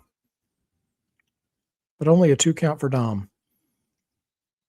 Ah, yes, Chekhov's table. Dom now picking up the table. Usually in wrestling, if you set up a table, you're the one going through it.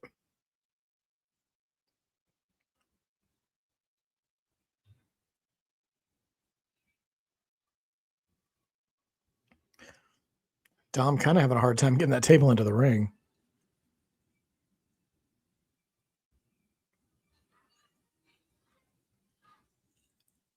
Yeah, Liv and Dom both winning at Mania.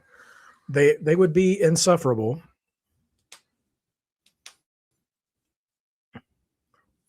Let's see what happens.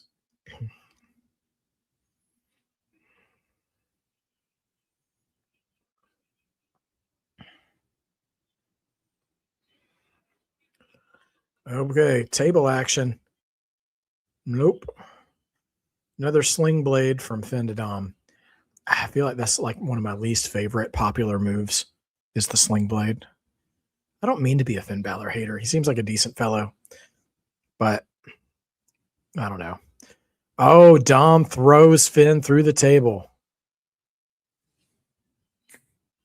So Demon takes the table, but he stands right back up. And Dom cracks him in the back with the chair, puts the chair on him to 619. Dom 619's the chair. And going up for another frog splash. Boom. Now he kicked out at 1 on the last frog splash. And this one gets 2.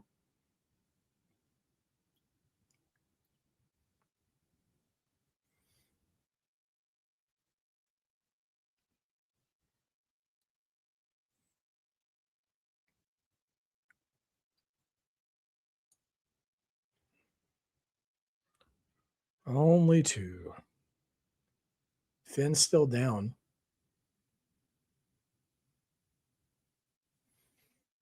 Yeah, big crowd. Looks full.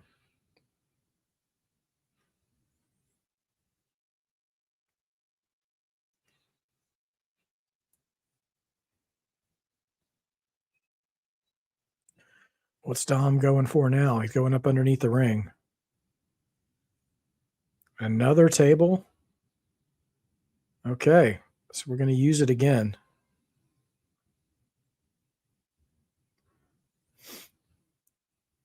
Every time I see somebody pull something out from underneath the ring, like Dom, I think about the time Danhausen debuted in AEW. Like, what if he just shows up in this match?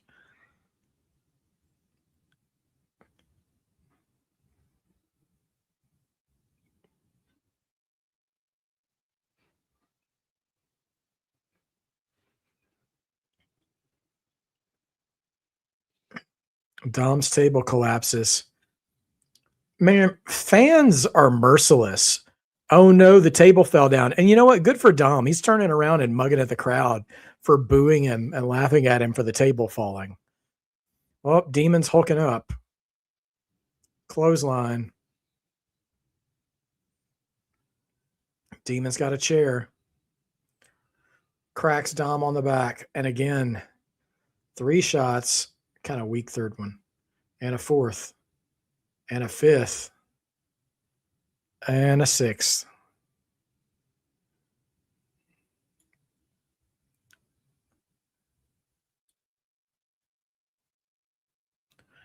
And now, Pillmanizing Dom in the chair. Shotgun dropkick incoming. Oh, jeez. Dom took a bump into the corner with the chair on him. Check on Dom's neck. Hit his neck. Eesh, snapped. Everybody's on their feet. Demon's going up top. Coup de grace through Dom, through the table. That's got to be it. And that's 3. Demon wins. Again, sometimes the predictable finish is the right finish. And this case is no different.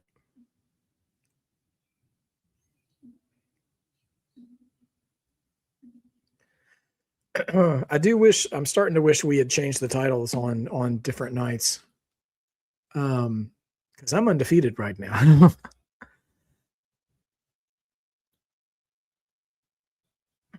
Oh gosh.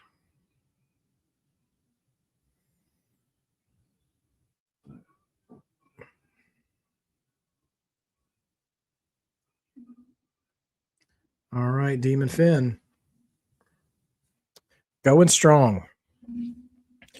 We should be getting some replays now.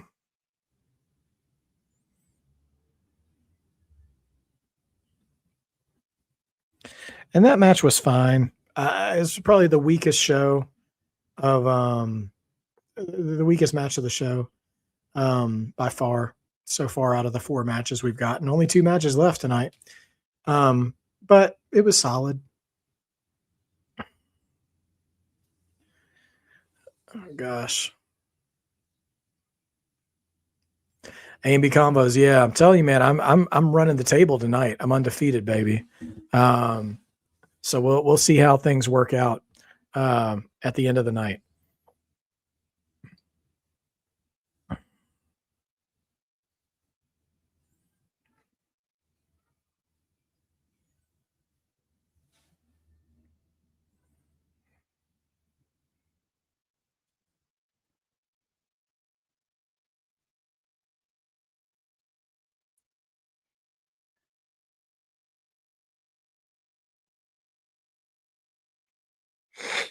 I did not expect Cody to retain last night, Swaby. That was a surprise for me. And I don't know where the story's going from now, but I was a kind of a pleasant surprise. I was happy to see it shake out that way. And hopefully I hope we're done with Pat for a while. I don't know. So right now, the coalition predictions, AJ is up by 1 over Just Alex. And 2, 3, 4, and Becky. So, and wait a minute. Hold on just a minute. Your boy's got to do some counting. 1, 2, 3, 4. 1, 2, 3. 1, 2, 3, 4. 1, 2, 3, 4. So AJ is in the lead by 1, and it is a 3-way tie for the rest of us in second, and we're all one person. We're all 1 point behind AJ right now. He really owes himself. I'm trying to think who he got the point on. Is the Bellas was a good winner for him, and the Usos and LA Knight set him apart for a while. We're still updating the other things here, so all right, updating the other chat predictions. So let's see. Finn and Dom. Let's go ahead and update that with Demon Finn Balor taking the win, predictably, but not bad. So we got 2 matches left and a few, maybe some bonus opportunities. We'll see. So thus far, the average score is 19 points. We're from 9 to 28 points. Let's see. Is the range. Let me see who's someone is heavily in the lead. So let's take a look and see who's got 28 points right now.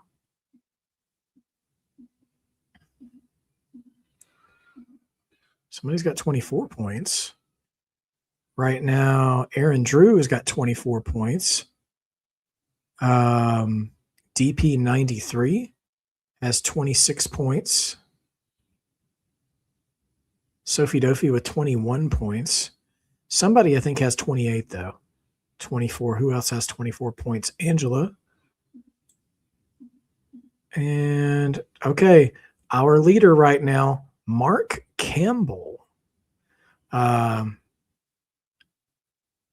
know Mark Campbell, but hey, congratulations so far to Mark Campbell. And we'll see what comes of it all. Dossie, you have 21 points as well.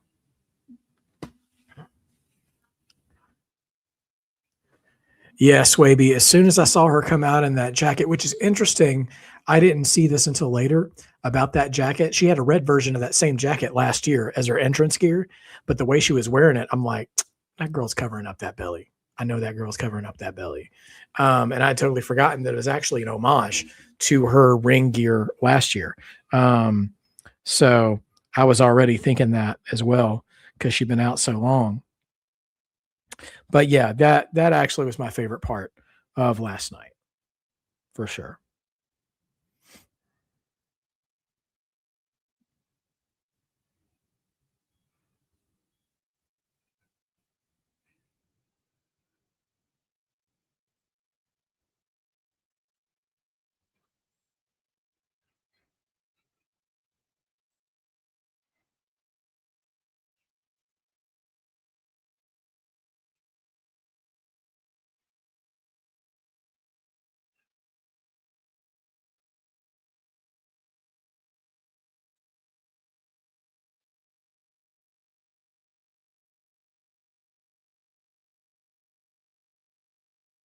Yeah, I can see that for sure. I absolutely see that too, that Javon could be an IC champion before the end of the year.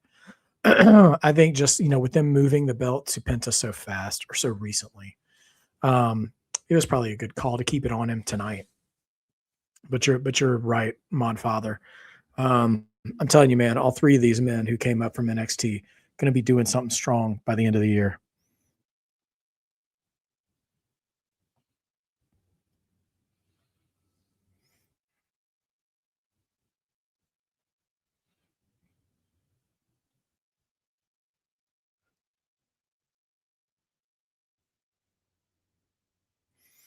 Oh, who's here? A priority pass VIP guest? What? Huh? They have a fan at the announce table at WrestleMania for the women's title match? I'm not, no. I don't love that.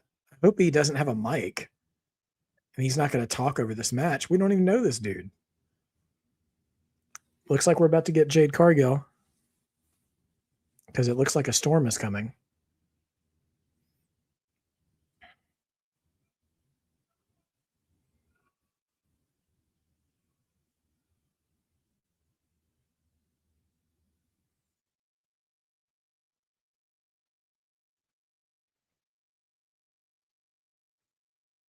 All right, let's see what Jade's got.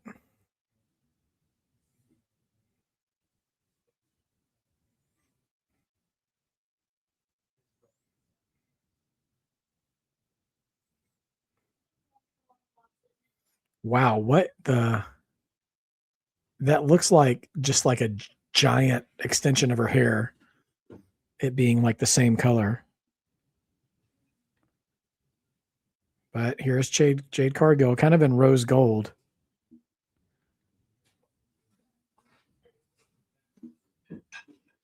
She's talking a big game.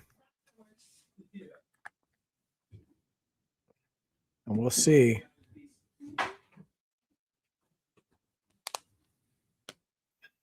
She's just jawing at the crowd too, calling out all the haters. Jade's not lacking in confidence. I'll give her that. She owns it. Yeah, that's some Met Gala stuff, Madfather, for sure.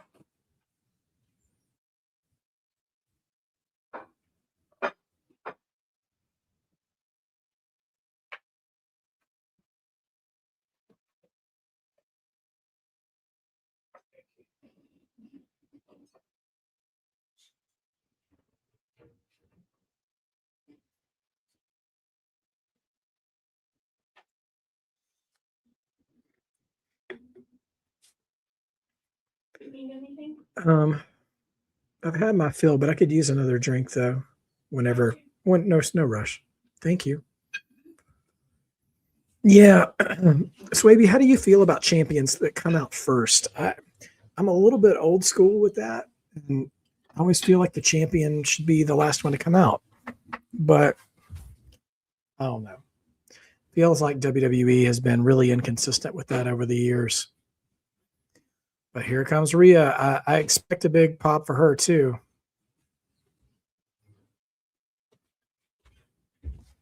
Thank you, my dear.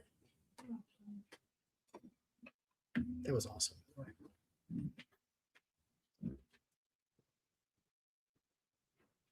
Okay, Rhea's. She's like she's in white. She's in a much brighter palette than she normally is.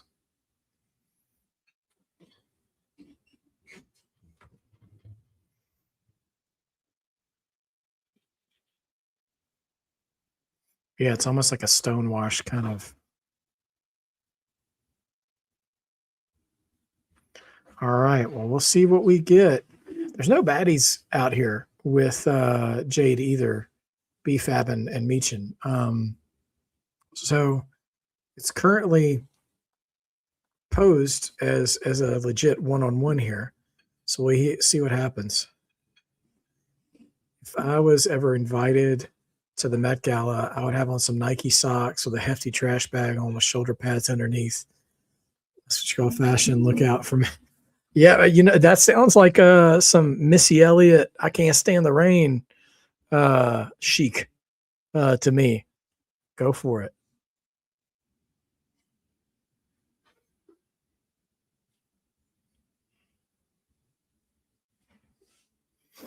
Okay.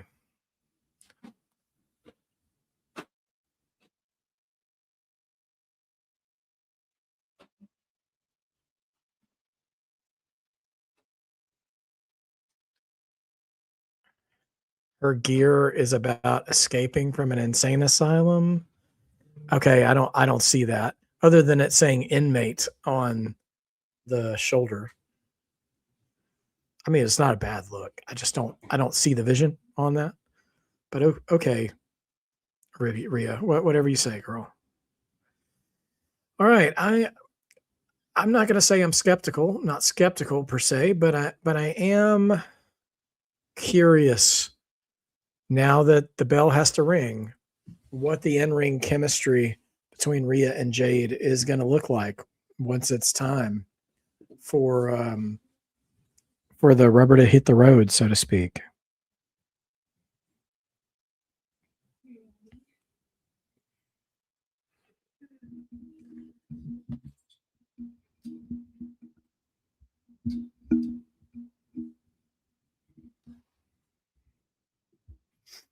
Okay.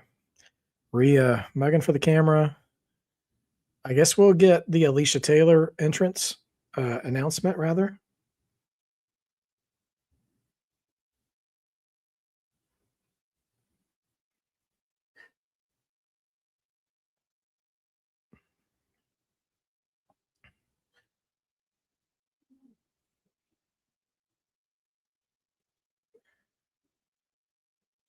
Okay.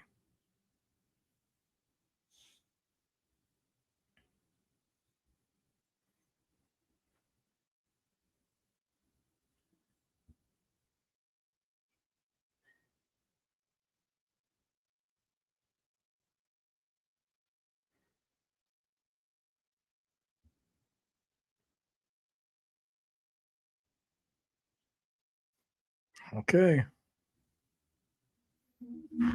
2013 Royal Rumble pay-per-view, The Rock versus CM Punk for the WWE Championship. CM Punk came out first, and The Rock. Oh, right. Yeah, I do think sometimes we do see that. Um, I did hear that BFAB and Javon were cousins, which is pretty cool. Excuse me, everybody. Sorry.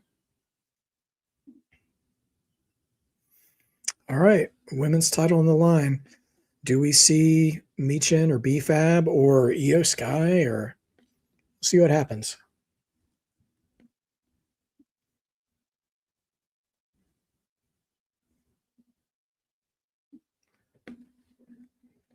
Yeah, both women came out alone, so we'll have to see what happens here.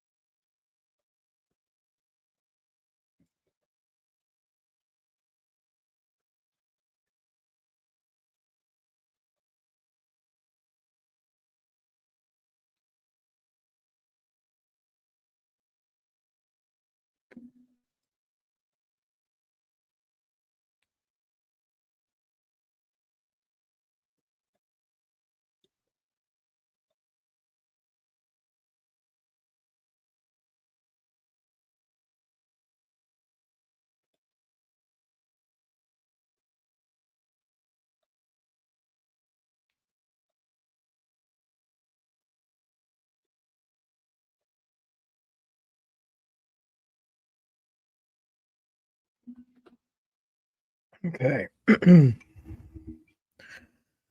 Yeah, no, I'm inclined to agree, Swaby. Jade has gotten better. She's the best that she's been.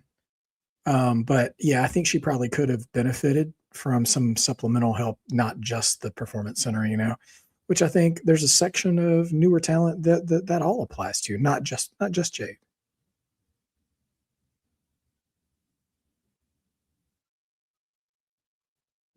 Rhea thrown out of the ring.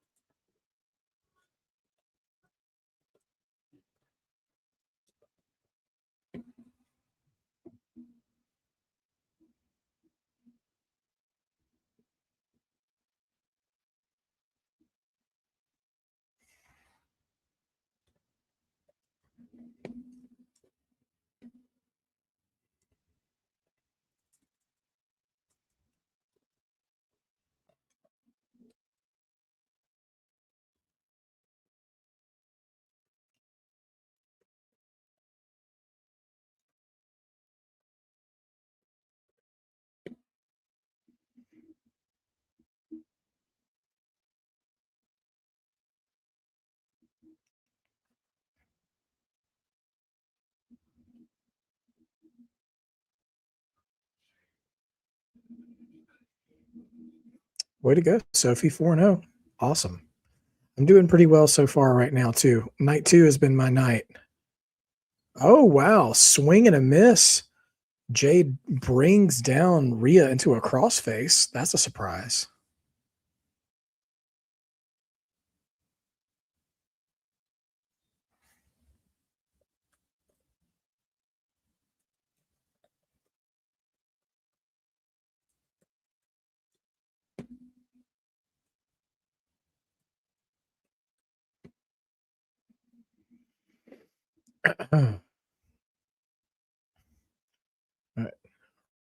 Rhea fighting out of it, powering up and lifting Jade on her shoulders, but can't get her all the way up.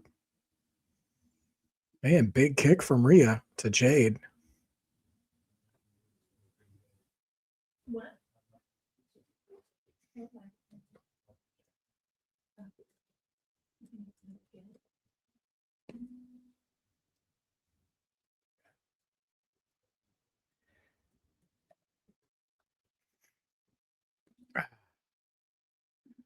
So Mia's a little quiet for a little bit. Yeah, I think the crowd is slowing down a little bit.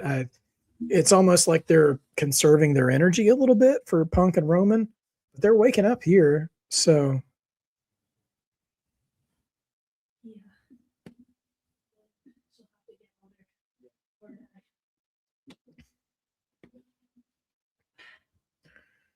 just throwing hands back and forth. This is not your typical Rhea matchup. Rhea is usually the demonstrably stronger one.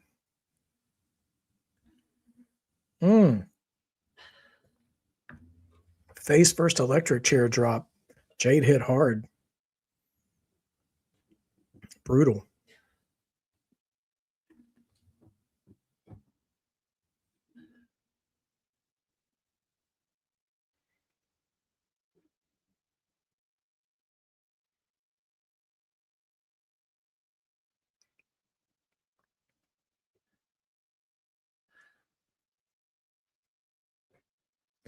Riptide coming up out of nowhere, but nope. Hip toss counter. Oh, I don't know which NXT call up would beat either of these ladies for a while. Big kick by Jade.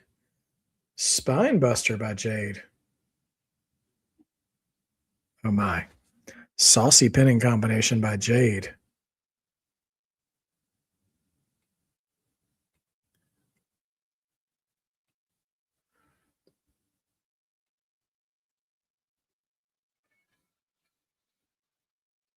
Now Jade going for a jaded. Rhea, rolls through. Roll up. Only 2. Hurricane Rana? Or Power Bomb?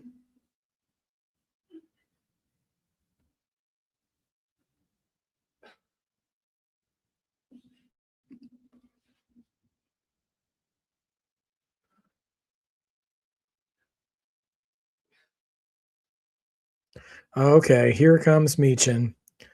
So, BFAB is somewhere too. Razor's Edge, but no. I wonder if we'll see EO since we have BFAB and Meechin. Oh, man. Dive into the corner, misses. And Rhea eats the post. But the ref, ref is distracted. Meechin gets one more shot. Electric chair drop incoming. Maybe from Jade.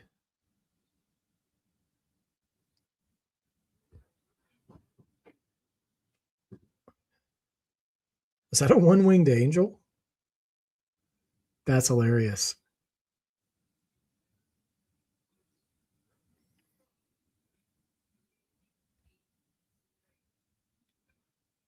Oh, goodness.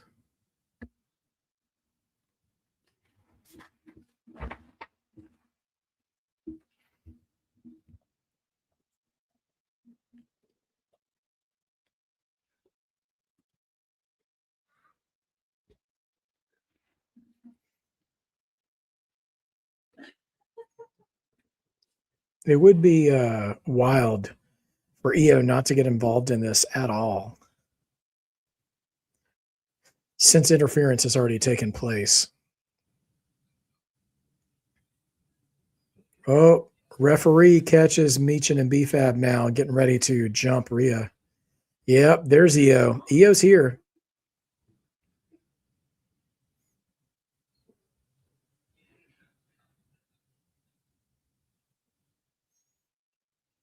EO's got to run a long way.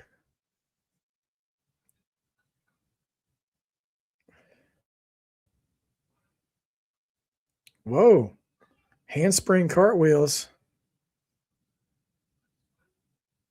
Spinning fists and drops both of them.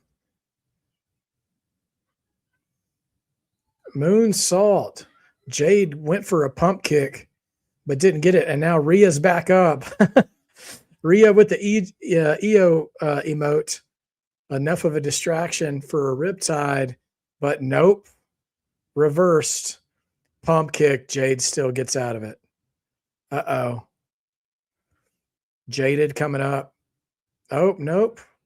Oh, nice reversal. Riptide. That might do it.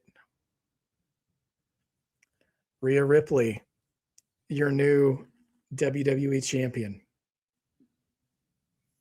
There it goes. Well, that's a wrap on Jade Cargill's reign.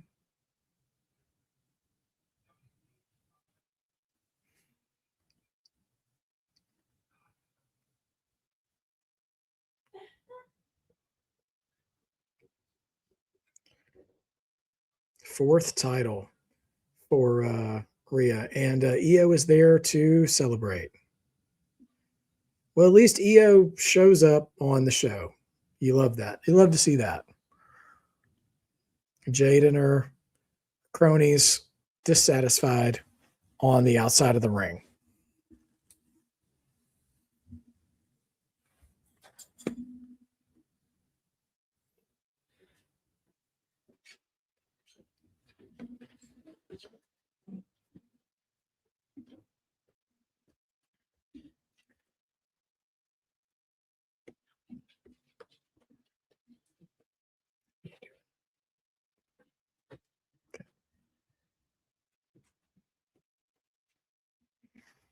All right. So we have, what does that say? Most of the women for the WrestleMania commercial were at WrestleMania. The only one wasn't Tiffany Stratton. Yeah, Tiffany really fell off this past year. Yeah, I mean, you had to make. I guess they wanted to make Jade seem insurmountable, to make Rhea the underdog. It's the last. I'm one of the only times I've ever seen Rhea as an underdog.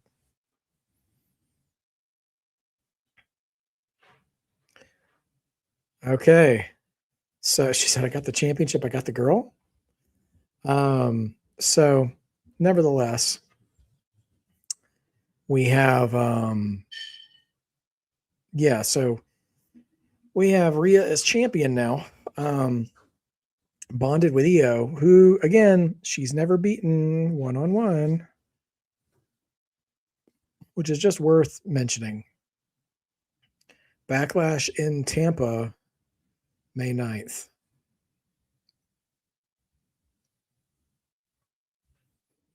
That's the fourth title change tonight. Not tonight, but this weekend. Because we had women's tag titles, women's Intercontinental title, women's world title. Every woman's title defended was changed. All women's titles. Oh, and the U.S. title. Trick. I forgot about Trick. So we've had 5 title changes this year at Mania. That's definitely on the high end. And we still have maybe one more to go. I'm trying to think if there's ever been a WrestleMania that's had 6 title changes, not counting like a hardcore title or a 24/7 title, but titles that only change hands during the actual match. 6 different titles changing hands. I mean, we were at 5 right now. We could end up having 6 by the end of the night. That feels unprecedented.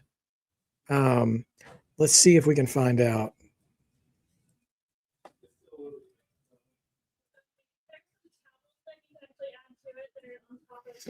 Let's see. All right, so WrestleMania 2000 claims to have 13 title changes, but 10 of those were the hardcore titles. So I'm not counting those. We also, let's see. Let's go back. Yeah, so not hardcore title. Wow. Okay. So WrestleMania 40 actually had 8 title changes. You had the 2 tag team champions getting crowned in the ladder match. That's 2 titles. Sami Zayn beating Gunther, Drew McIntyre beating Seth Rollins, and Damian Priest beating Drew McIntyre, Bayley beating Io Sky, and then Cody beating Roman Reigns. So that's actually 7 titles, but they count the WWE title as 2 belts because it was the Universal and the World title. But I'm still counting that as 1.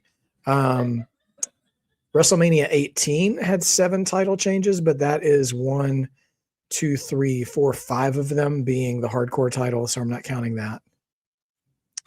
6 at WrestleMania 35. Seth Rollins beating Brock Lesnar, the Iconics being women's tag champs, Kofi Mania, Finn Balor beating Bobby Lashley, and Becky Lynch winning the Raw and SmackDown women's titles. So yeah, so there's that. My feed is a little choppy, so forgive me for that if it comes through, but I'm still trying to go strong.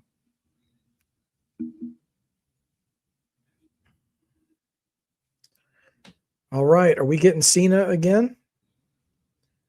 That tracks. Cena one more time before the main event. I'm sure he'll announce the attendance, but I wonder if we get another surprise. You know what? You know what I would do? After Bianca last night, if Naomi's had the baby, let us meet Baby Uso. Thanks, Dossie. Appreciate it. 55,000 tonight. Dark State. Ain't nobody safe.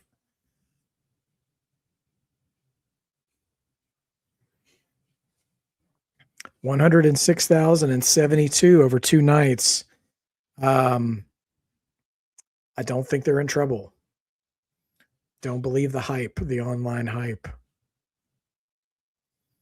Now, give us something more than. I got to say this. I'm a little underwhelmed by Cena's hosting. It's so ordinary. Do you think The Undertaker comes out and inducts him in next year's Hall of Fame? Swaby, every number is a fabricated number in wrestling. AEW, WWE, WCW. They all are, man. Is that Miz? Oh, there's Miz and Kit Wilson.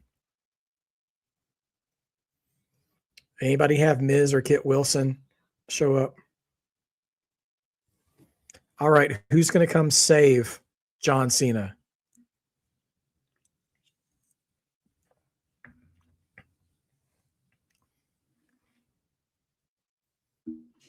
I wouldn't mind seeing AJ Styles.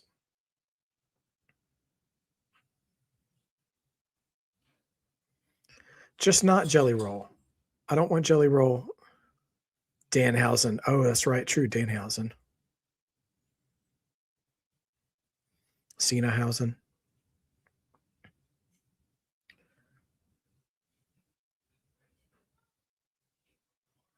Oh, hit Kit Wilson with the UR.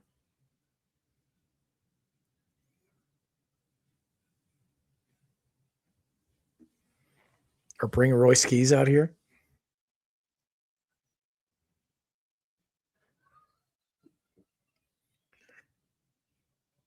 Oh, here we go. Danhausen, baby.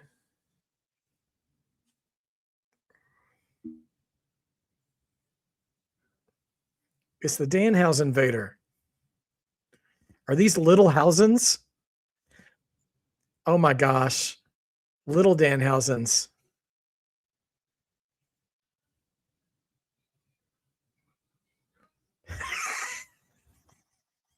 Michael Cole. Michael Cole just said, for all of you mad at social media, they ask us to call them midgets. That's amazing. Midget Hausens. And now he's driving some kind of Danhausen mobile.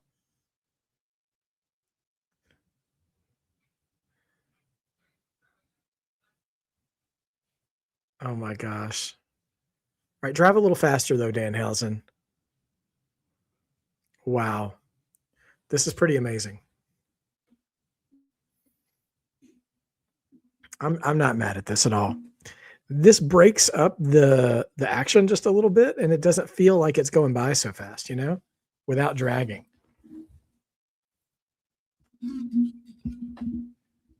Oh my gosh. Danhausen. Yeah.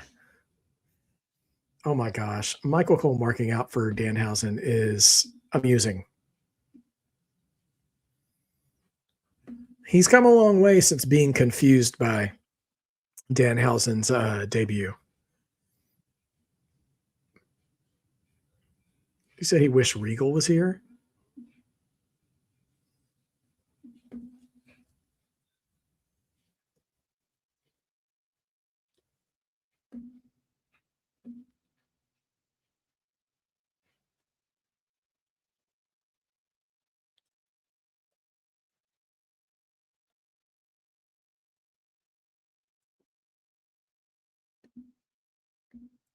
All right, Danhausen.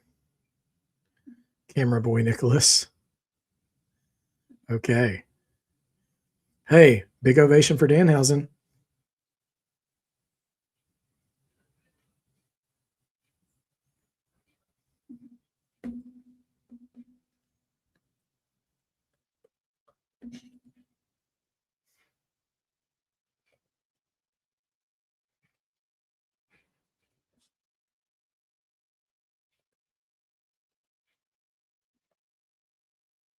Wow. If you told me a year ago Danhausen would be at WrestleMania, I wouldn't know what to tell you.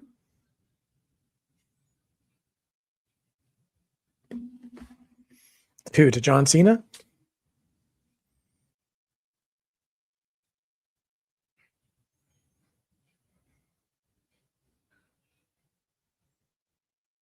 Shakes John's hand.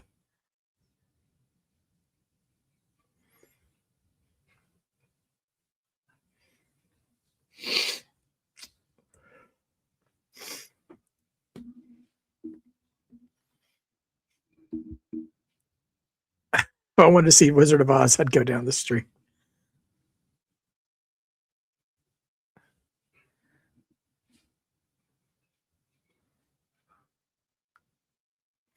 Oh my gosh. Kit Wilson channeling his King Kong Bundy, shoving the midget down. Wow.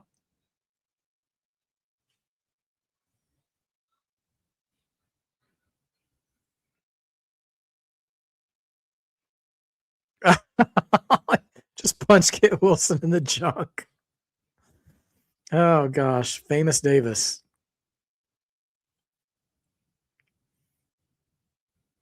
Wow.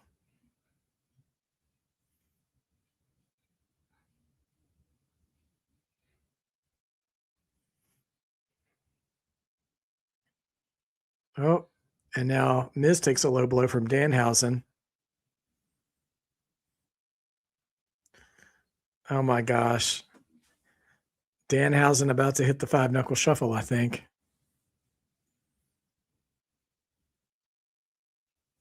Wow.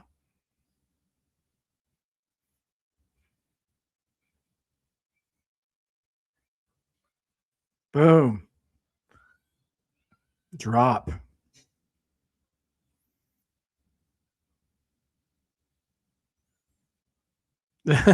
And the army of Midgethausens carry off Miz into the night.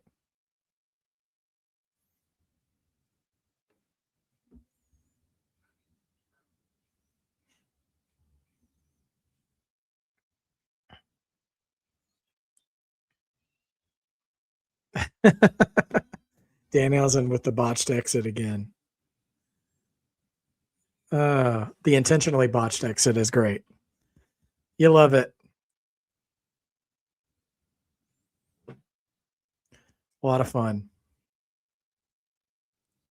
John, I think John's popping legitimately for Danhausen. That's great.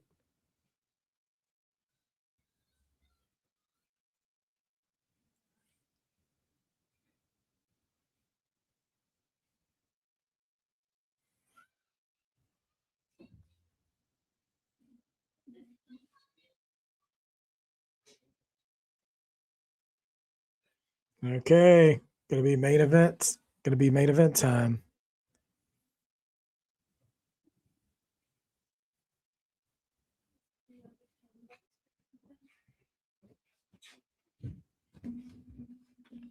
Punk and Roman ready to go.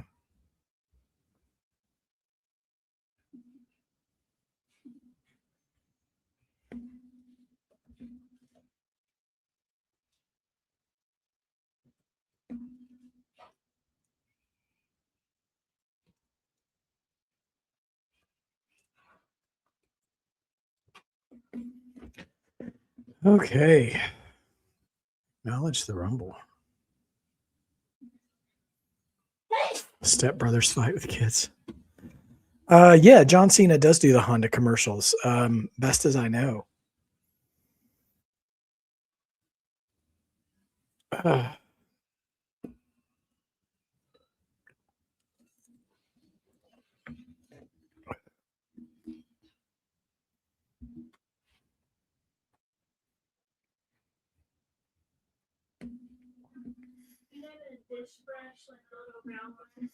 All right, let's take another shot here, and we're going to add a few answers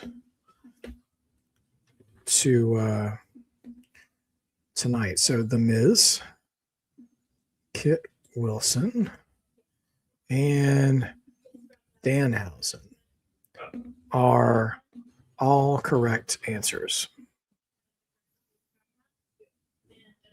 So we'll go through those responses and give points accordingly. So we'll see what happens. Somebody's got 33 points now. So who's got 33 points? Let's see.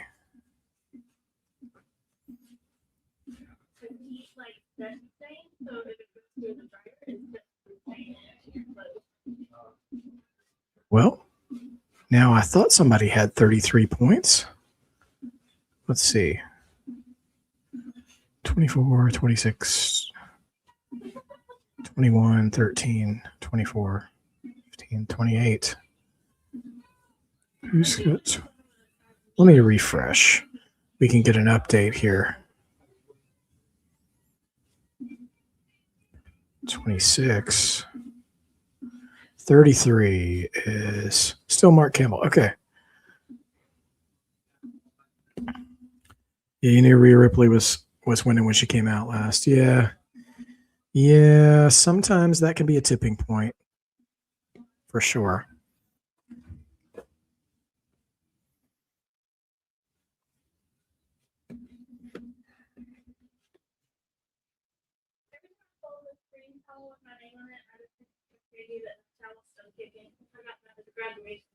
Wow. 20 years old.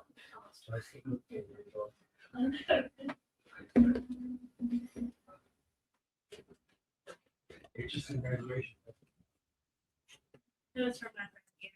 She gave every one of our little girls all her friends. That's how old they're.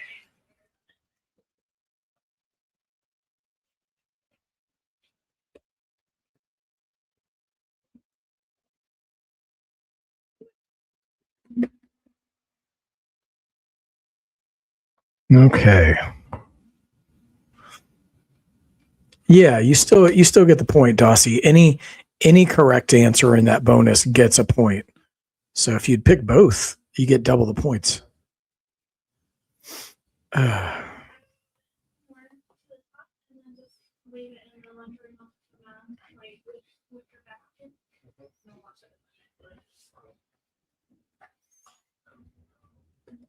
Street Fighter trailer.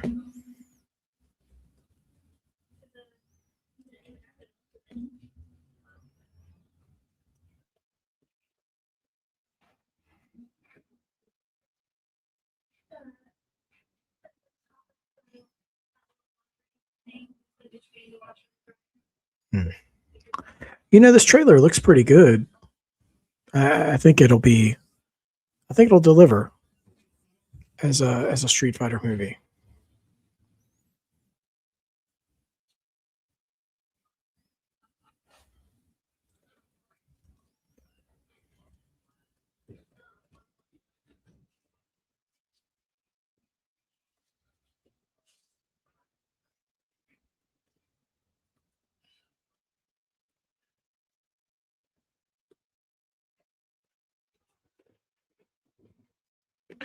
All right, another commercial break. I do wish they could do something to remedy the actual commercial breaks on the PLEs. Again, you know, I say this every time, but the TV shows, those are fine. I mean, I don't love that either, but I understand that a little bit more. But here on the PLEs, you know, I feel like they should be a little more, just a little more giving. My father never been an actual Street Fighter player, but I like Akuma, more of a Tekken guy. I feel you. I made my way over to Tekken. Started out with Street Fighter 2, Super Nintendo, way back in the day. But I really like using martial law in Tekken. That was my dude. Who's your my father? Who's your guy for Tekken? I'm curious to know. Yeah, Dossie and Swaby, exactly. WrestleMania alone should really have some better remedy about ads compared to the others. You know.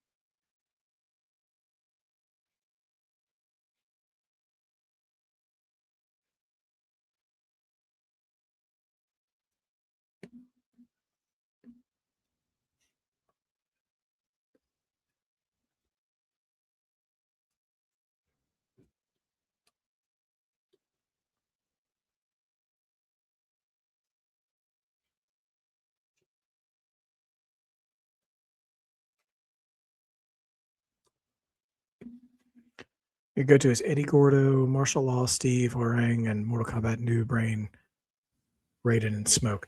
Yeah, I try to think who my Mortal Kombat guys were. I think the Mortal Kombat player I used the most was Mortal Kombat 2, and I'd go with Baraka. Used him a lot in Mortal Kombat 2, and Melina. Melina and Baraka, I used them a lot. But that was specifically in MK2. The other ones, man, I don't even remember like who I used all that much.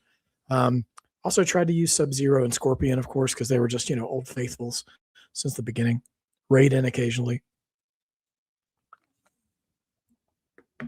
But I had the most fun with Baraka and Melina playing Mortal Kombat 2. Again, Super Nintendo back in the day.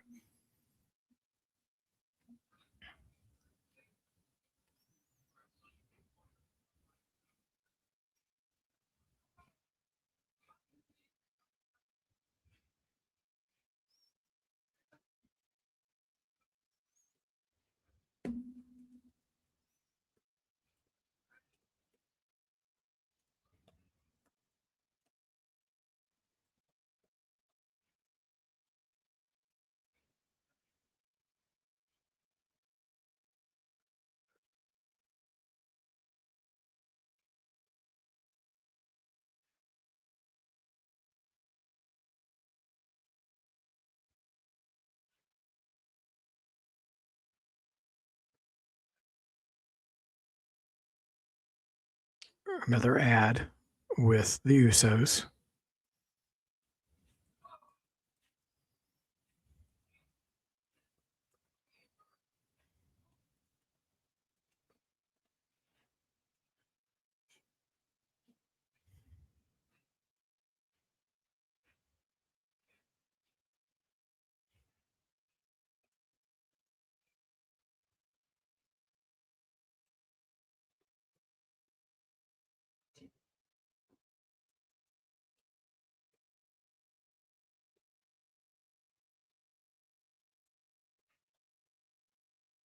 And we are back.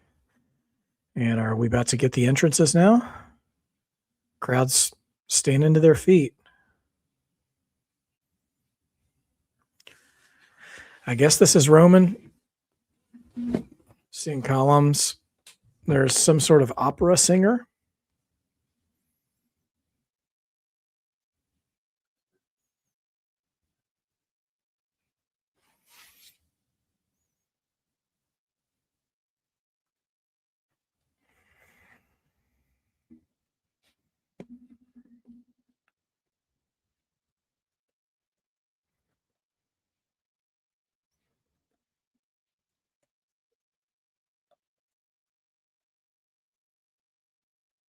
We're getting an epic version of the Roman theme song.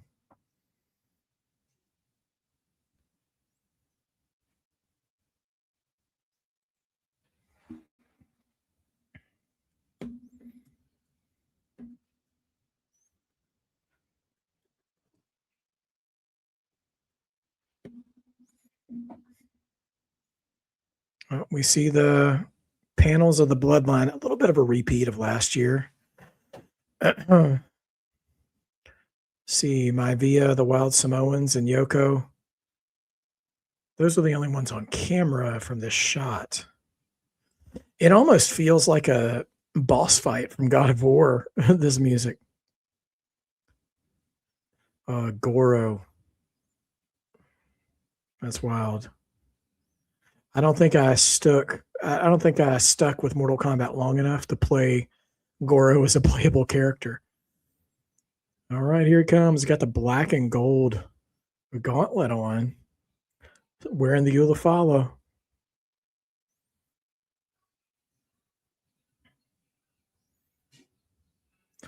And he's here alone.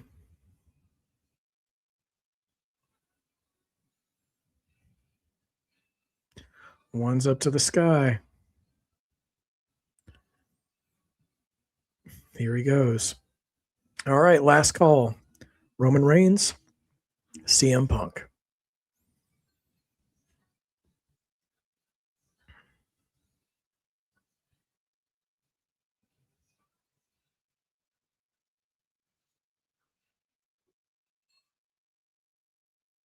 Mm. It does feel a little 2021 Shimonico.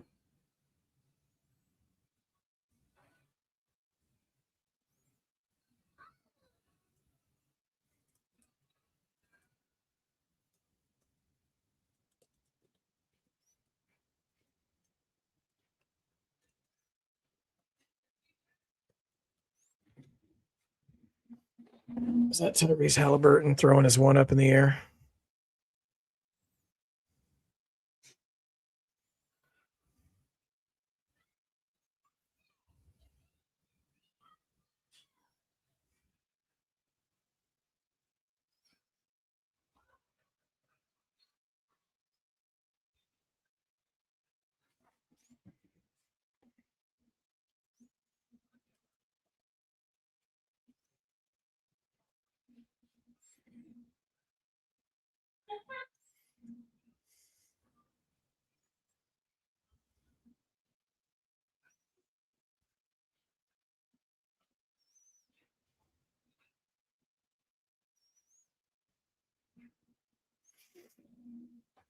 Roman is focusing. Yeah, slam tackle. I mean, I do think it's Roman's match to lose. I'd say the momentum is in his favor, so we'll just have to see what the main event holds.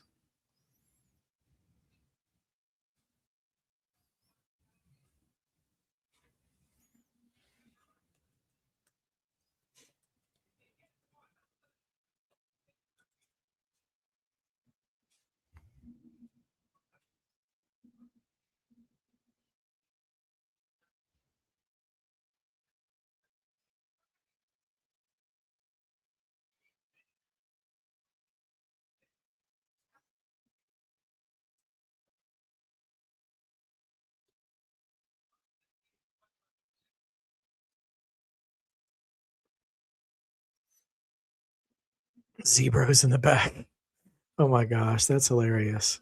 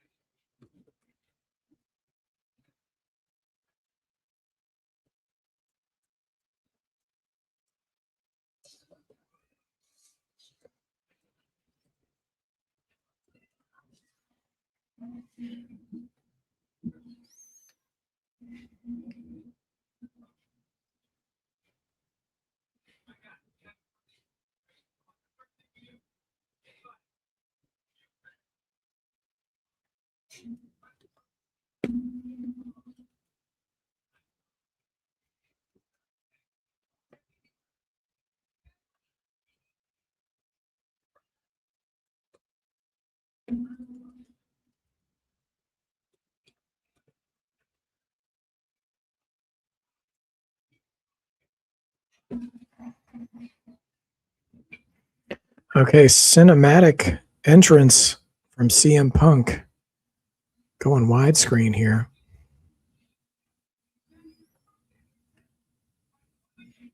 Oh, this is that old school Punk song. Not CM Punk, but the AFI song. He did this in AEW once too for the dog collar match, I think.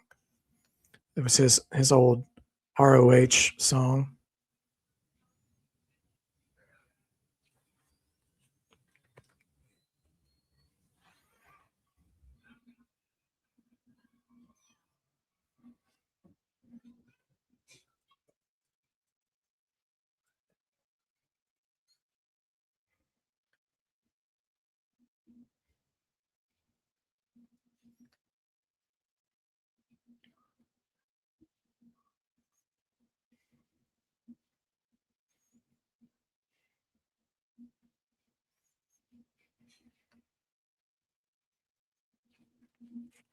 Got another jacket with Larry on it, the Puerto Rican flag. I'm guessing for AJ. So we're getting a video package interspersed with this actual walking backstage toward the entrance. Interesting.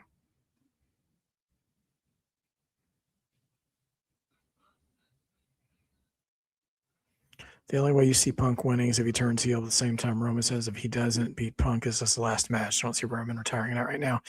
Yeah, I mean, I think the story serves Roman better than Punk right now. Oh, that crown on the back is interesting. That's for Harley Race.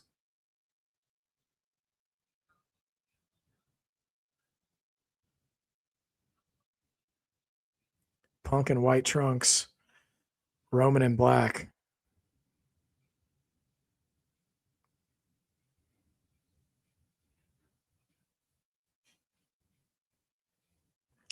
Oh, the piano player is the same from WrestleMania 39. That's cool. Punk comes out to a fully empty Tron because the music has stopped. Kerwin Sylvie's Jim Shank. Oh gosh, he's got the names of WWE production people who passed away recently on his jacket. It's interesting. Punk's jacket seems to be a love letter to the found family he has in professional wrestling. AJ, Larry, Harley Race.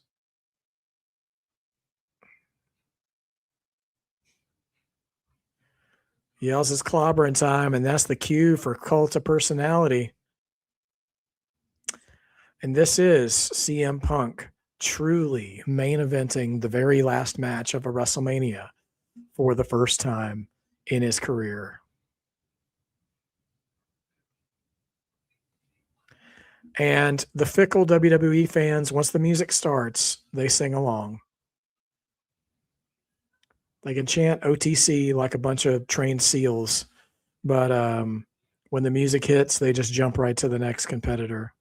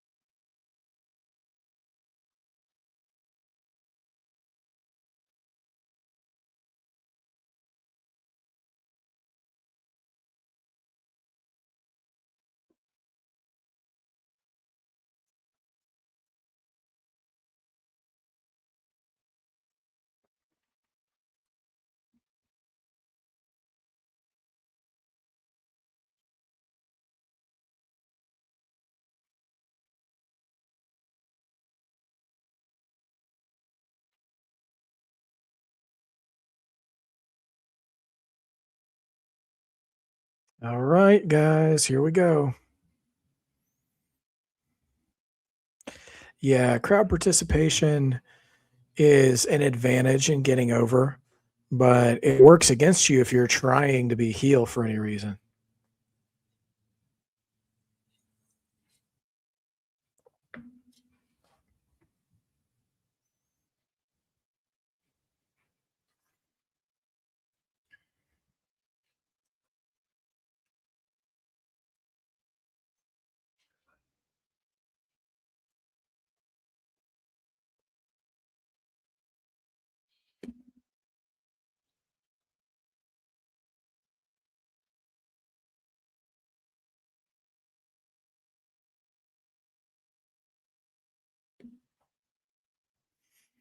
All right, CM Punk.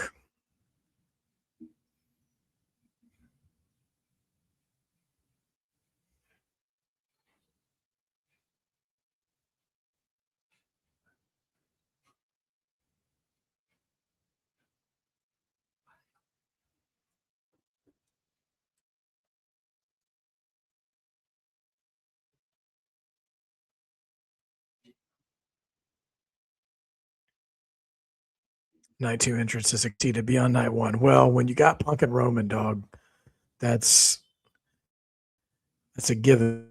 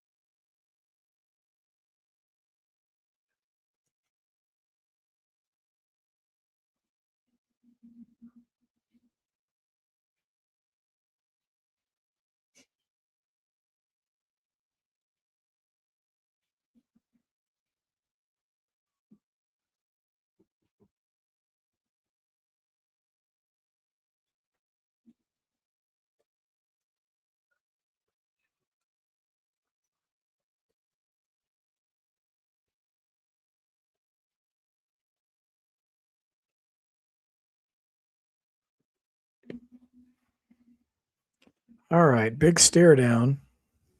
Shimonica. Oh, gosh. More stare downs going.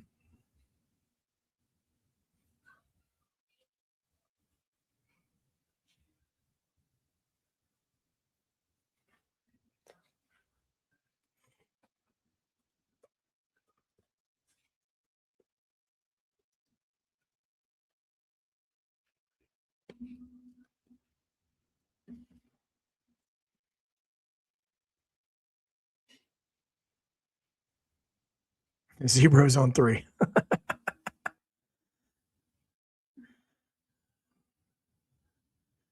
Oh, gosh.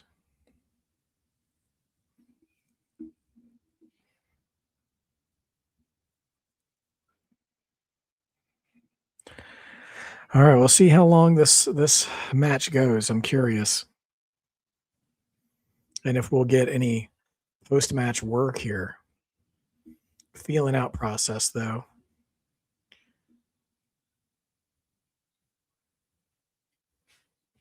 Yeah, stop wrestling and just start fighting.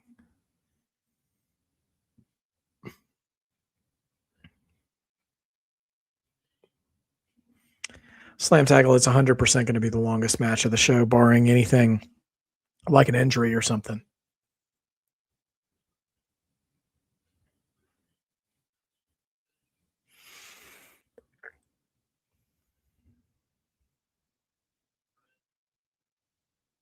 If either of them's going to bleed, I think Punk will bleed first. That's my guess. Oh, Punk smack in the face. He is absolutely trolling Roman in this match, trying to get him to lose his cool. Big smug look on Punk's face. Samoan drop from Roman.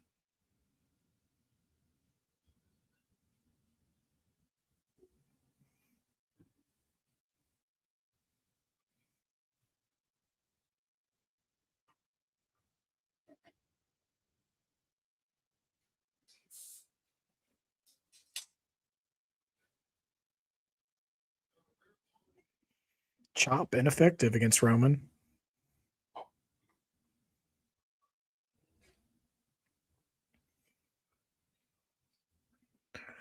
Roman Reigns sing-alongs.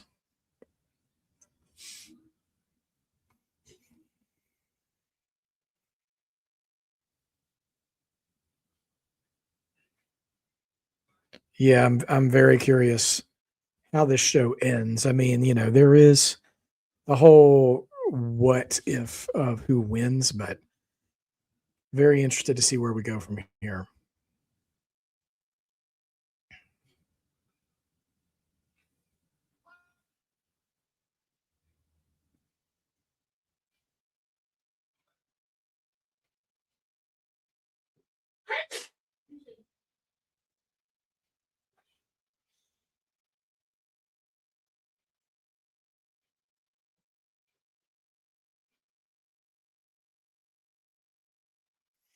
Fighting outside of the ring, head on the announce table.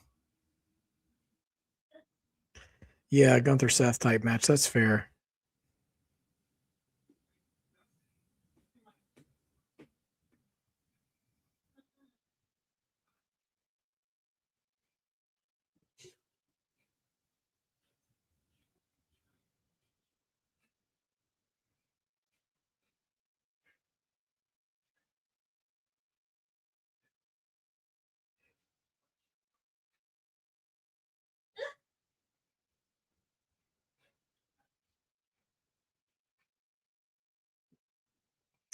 In typical Roman fashion, the match is starting to slow down a bit.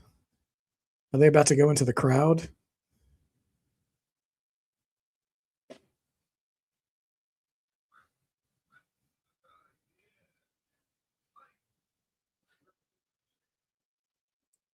What is the cameraman doing? Roman on the announce table.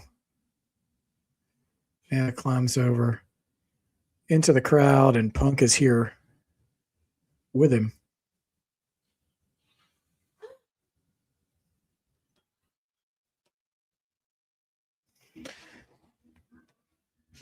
Off the barricade, flying clothesline from Punk.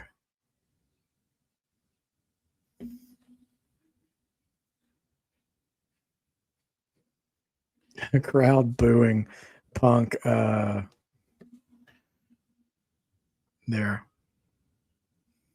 What wouldn't make sense? Slam tackle? What did I say? Oh, slams Punk down.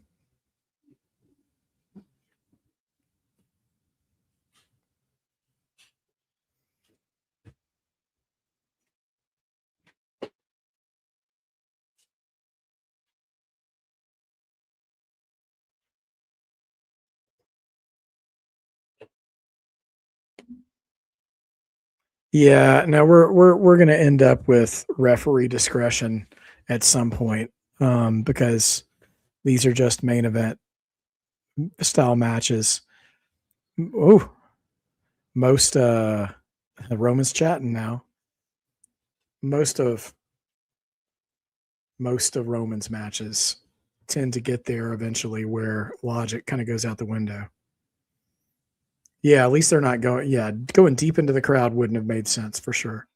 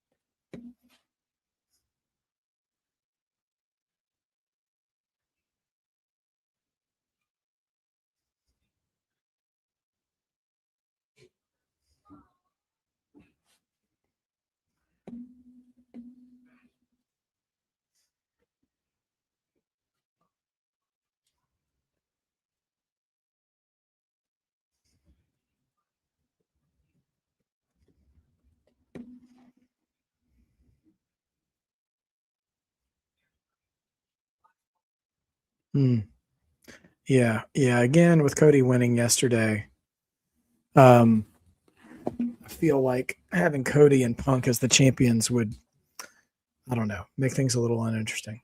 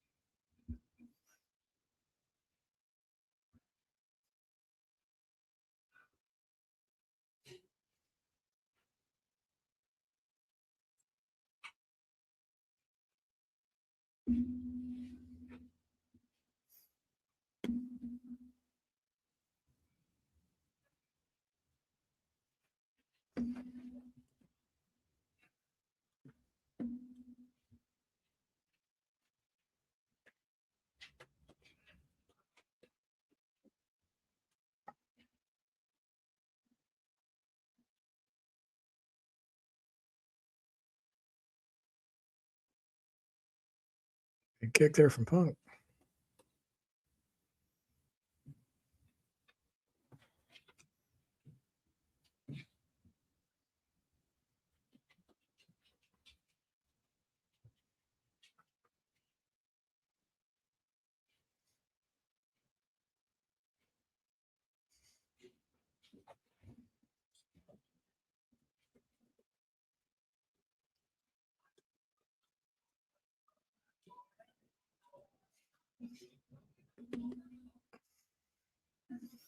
And just basket Roman's gear.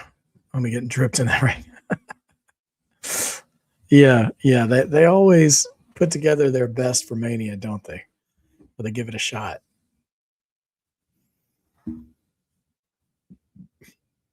Punk sizing up Roman.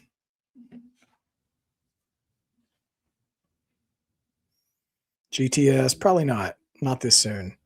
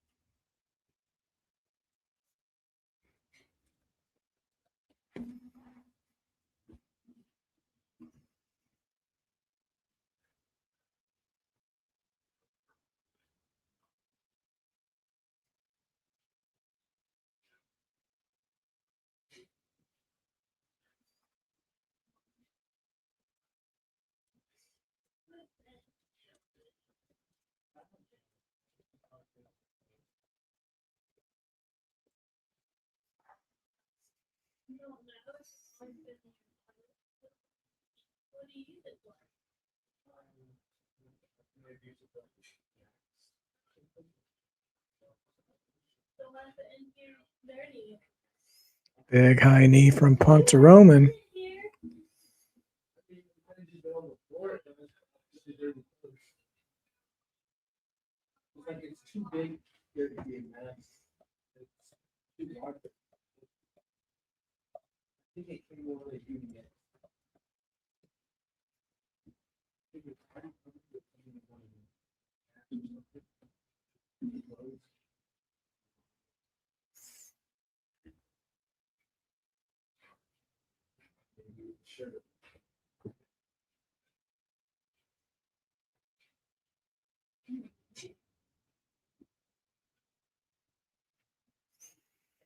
Okay, then.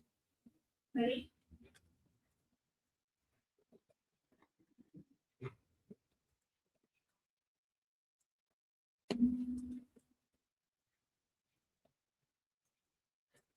This year's probably all of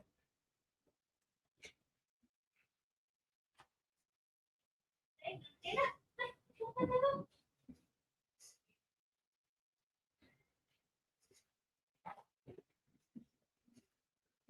weekend.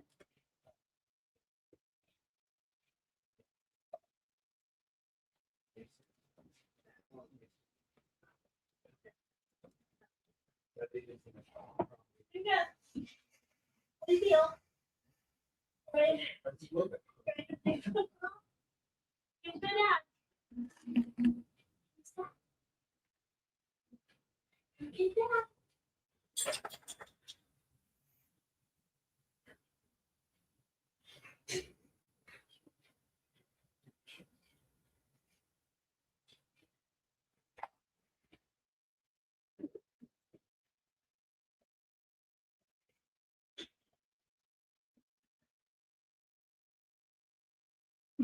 If they did a triple threat a second year in a row, I would have hated that, if I'm being honest.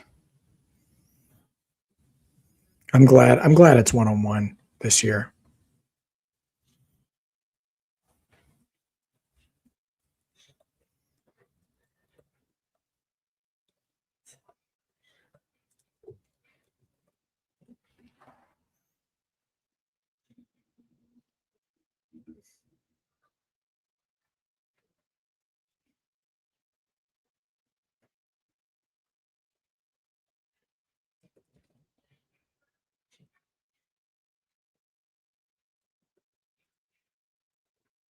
It's getting like smaller.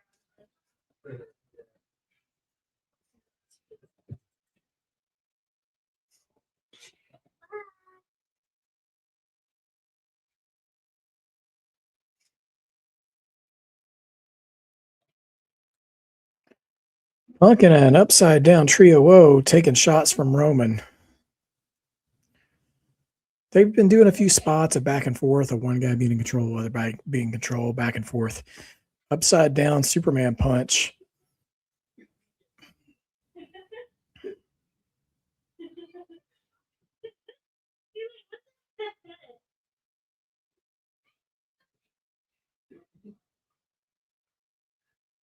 You have multiple Superman punks just hanging upside down in a trio woe from Roman.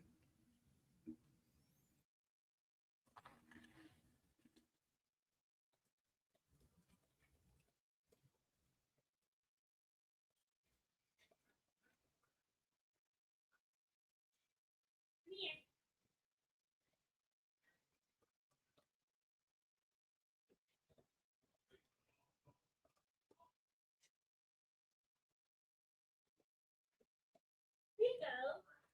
Good job. He is. What's your gym short?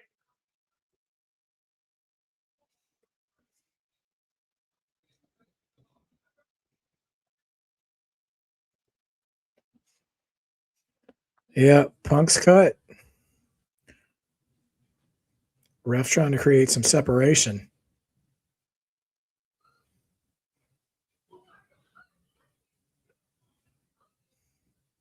Black gloves are coming out.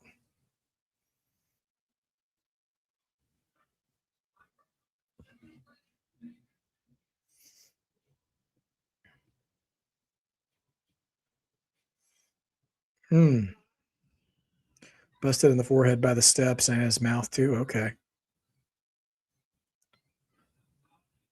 Roman clearing a Spanish announce table again. Yeah, again, slam tackle again, ref's discretion. That's why I thought they'd end up going into the crowd, because the ref's not going to DQ this match. It's the main event of WrestleMania, you know? Yep, Punk's bleeding.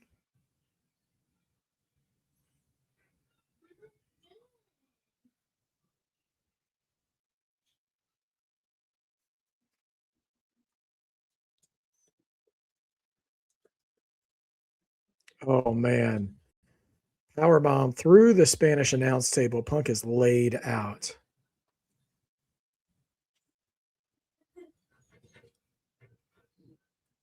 You are stacking, man. Straight stacking.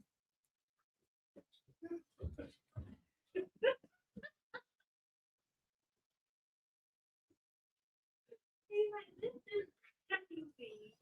You can't run like this. Come here. Good boy. He's like, I think they don't want to have a stipulation. Like I appreciate your frustration with the logic, but think about it. If we knew going into this match it was no DQ, we'd all be waiting for the bloodline to show up and interfere. You know what I mean? So that's my only rationale for that. But I wish they would take more time to talk about referee discretion. Punk catches Roman with a GTS right off the ropes. 2.9 though. And I gotta say, last man standing would be really good slam tackle. If they want to do a feud though, multiple matches, that'd be a good blow off match, I think. I don't love stipulation matches for the first match in a feud. So but I think that would be a great match for the two of them. By the way, Roman Reigns may be the best 2.999 kick outer in wrestling. I want to give him credit where credit's due for that.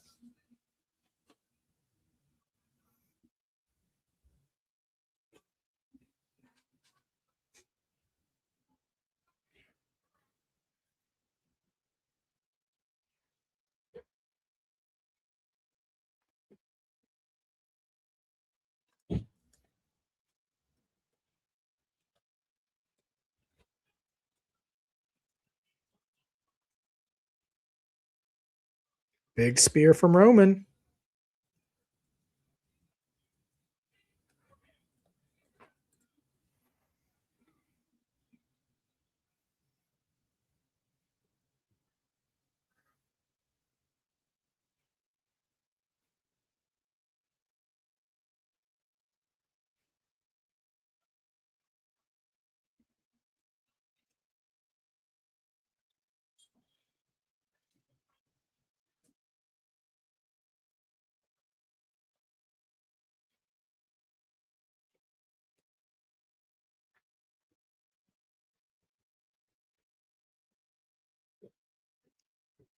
Agreed, Modfather. He's a fantastic seller.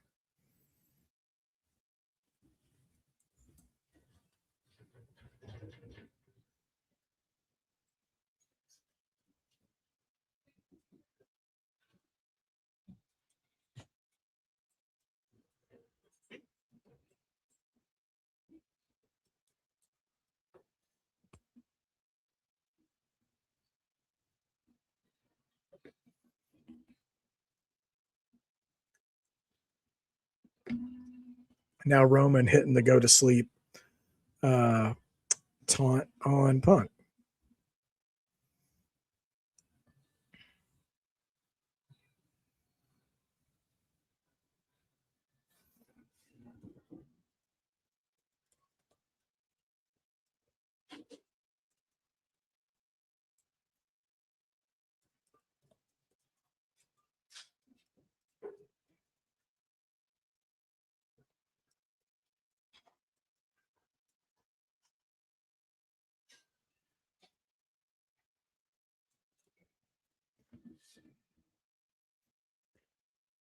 Roman gonna do a go to sleep on Punk. We'll see what we get here.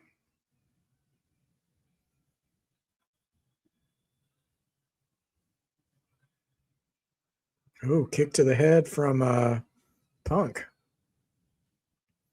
Only two.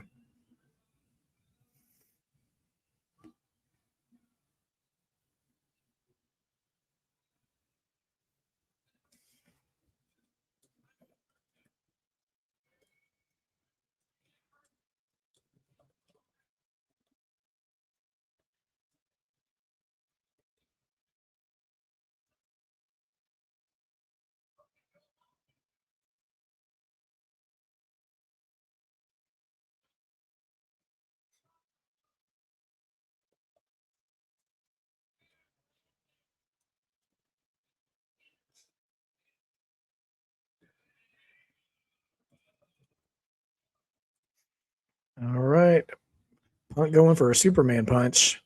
Hits it. It was an ugly Superman punch, but he hit it.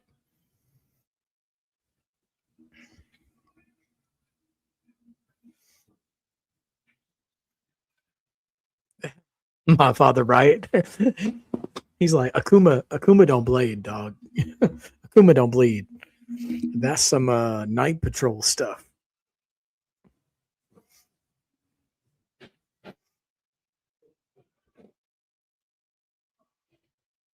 Oh my gosh, Punk has the Ulafala on.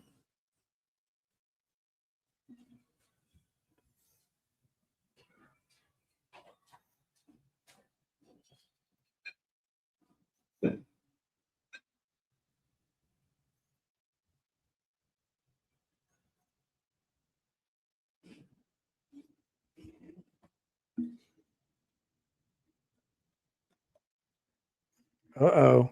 Spear is caught by a guillotine from Roman.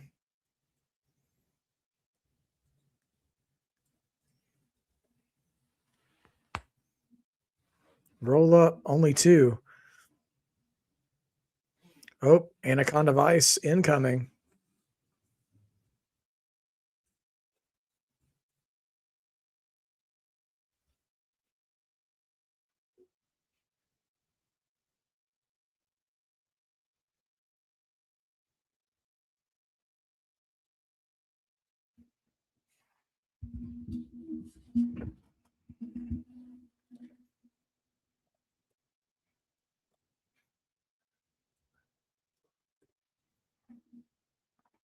Guillotine choke again.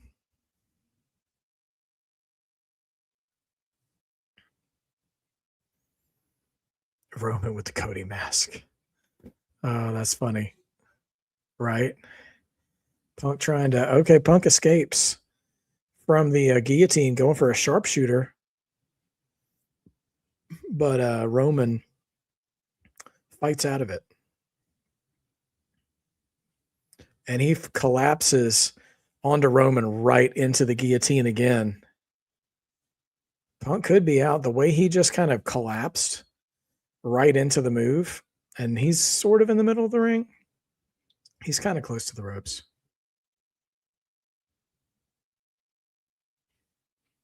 Oh, 2.9 in a reversal pinning combination. Double clothesline, double down.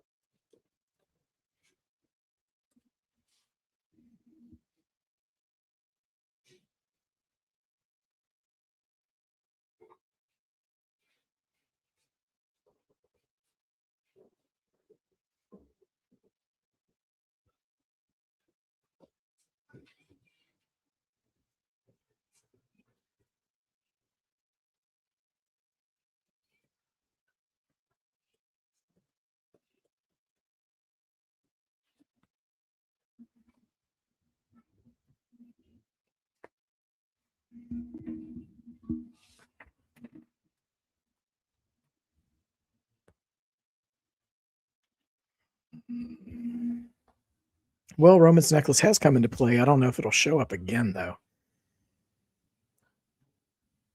They're exchanging blows here. The crowd is kind of restless. They're not cheering for either. I mean, it's hard to explain what the crowd's reacting.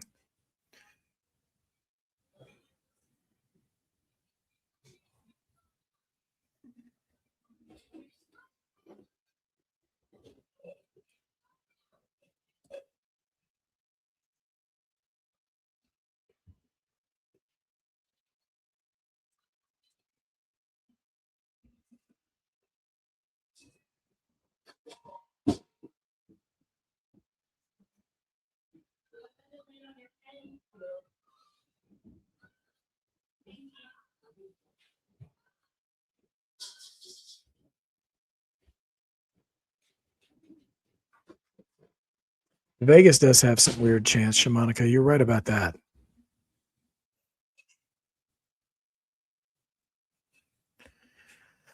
Punk has taken off the wrist tape. They're both just kind of gassed. He throws his tape right at Roman's chest. Oh, he just low blowed Roman, distracted the official, and hits a go to sleep. 1, 2, no, 2.9. Ooh, Punk went low, but he couldn't get it done. Wow.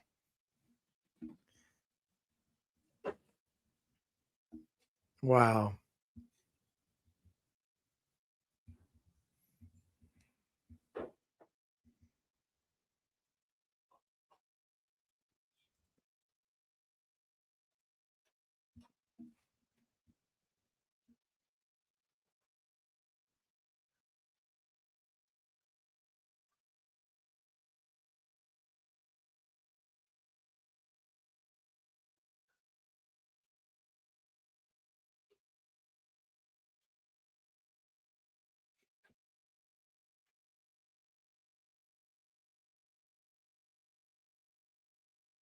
No, it wasn't a heel turn. It was more like desperation. Just Punk just trying to win the match.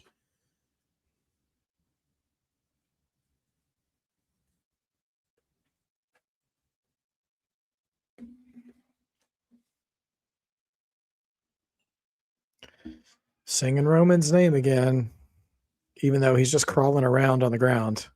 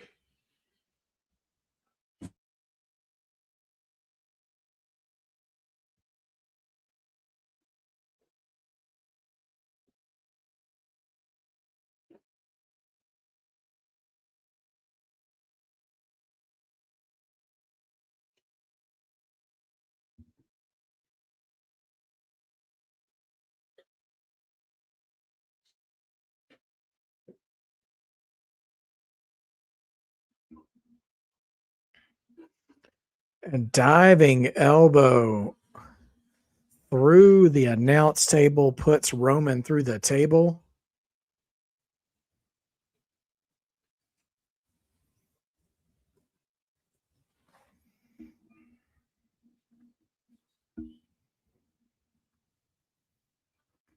Roman is selling.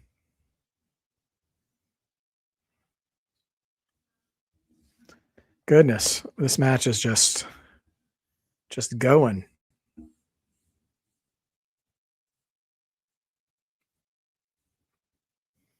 I got to be honest. I would not want to see Heyman show up at this point.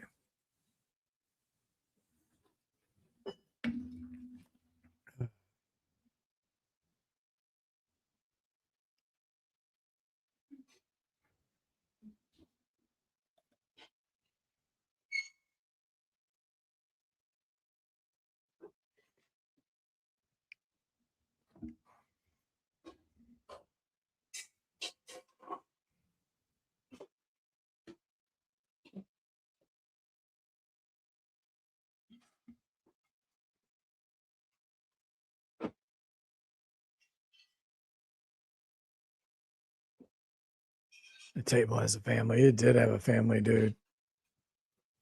Going for another go to sleep. Can he pull it off?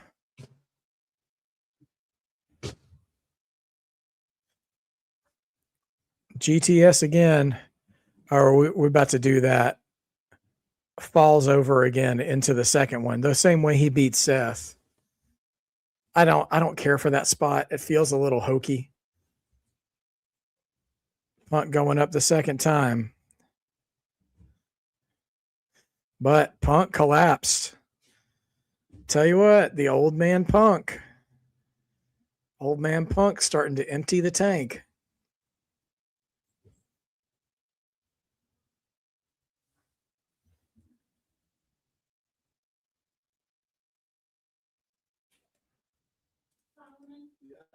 Did you take that dark green stuff to school with this movie? All right, Punk back on his feet. Roman getting up, but he's prone for a spear. Spear right in the middle of the ring. Only ever take the start with them.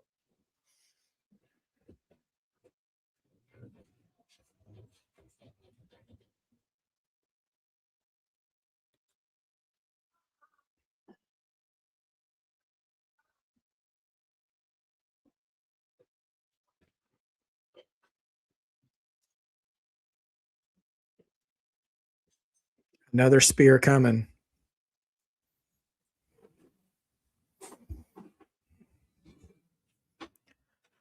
Roman wins clean. No interference. New WWE new world champion. Just like that. Listen, it was a long match. They worked their butts off.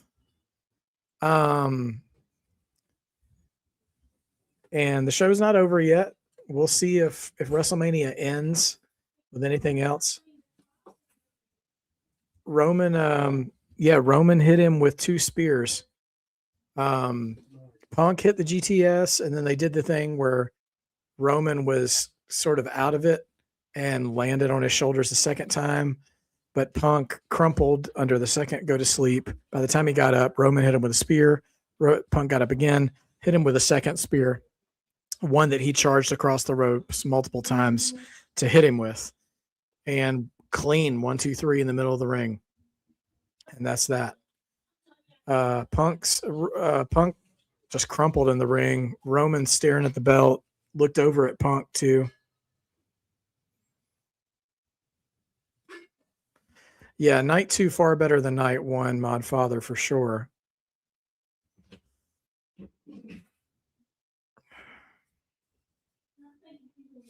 thought you maybe took it with like this movie, but then I realized that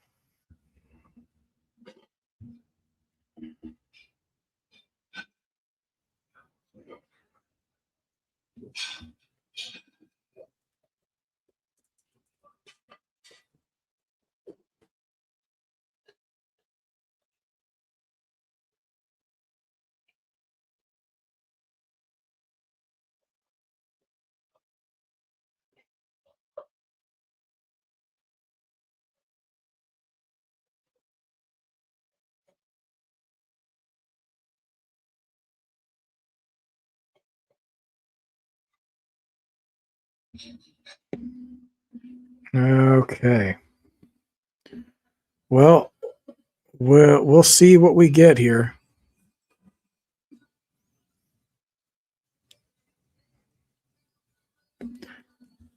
I gotta say, with all the antics of night 1's main event, this feels a little anticlimactic.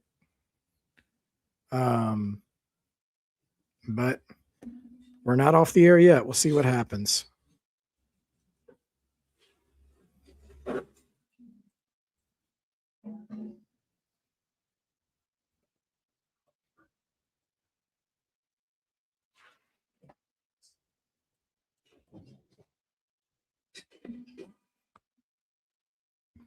So Punk and AJ Lee both lose. I wonder if they both take a vacation together at this point. Because Punk was riding pretty hard. He was very consistent every single week, all that stuff, you know.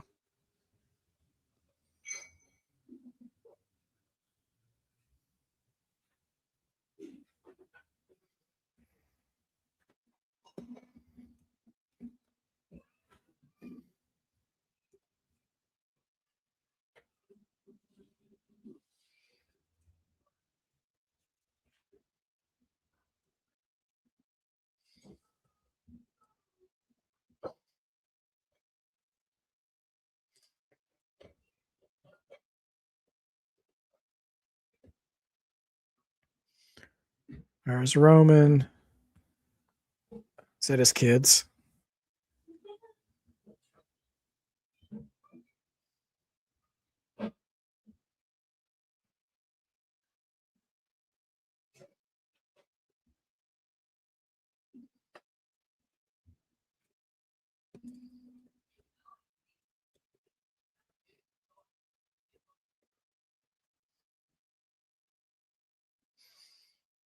That's all we're getting.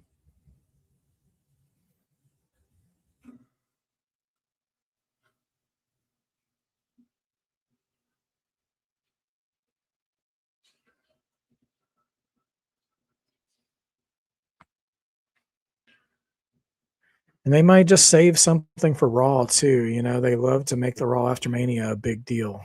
But yeah, just goes off the air with Roman holding the title up and they will follow. So there goes that.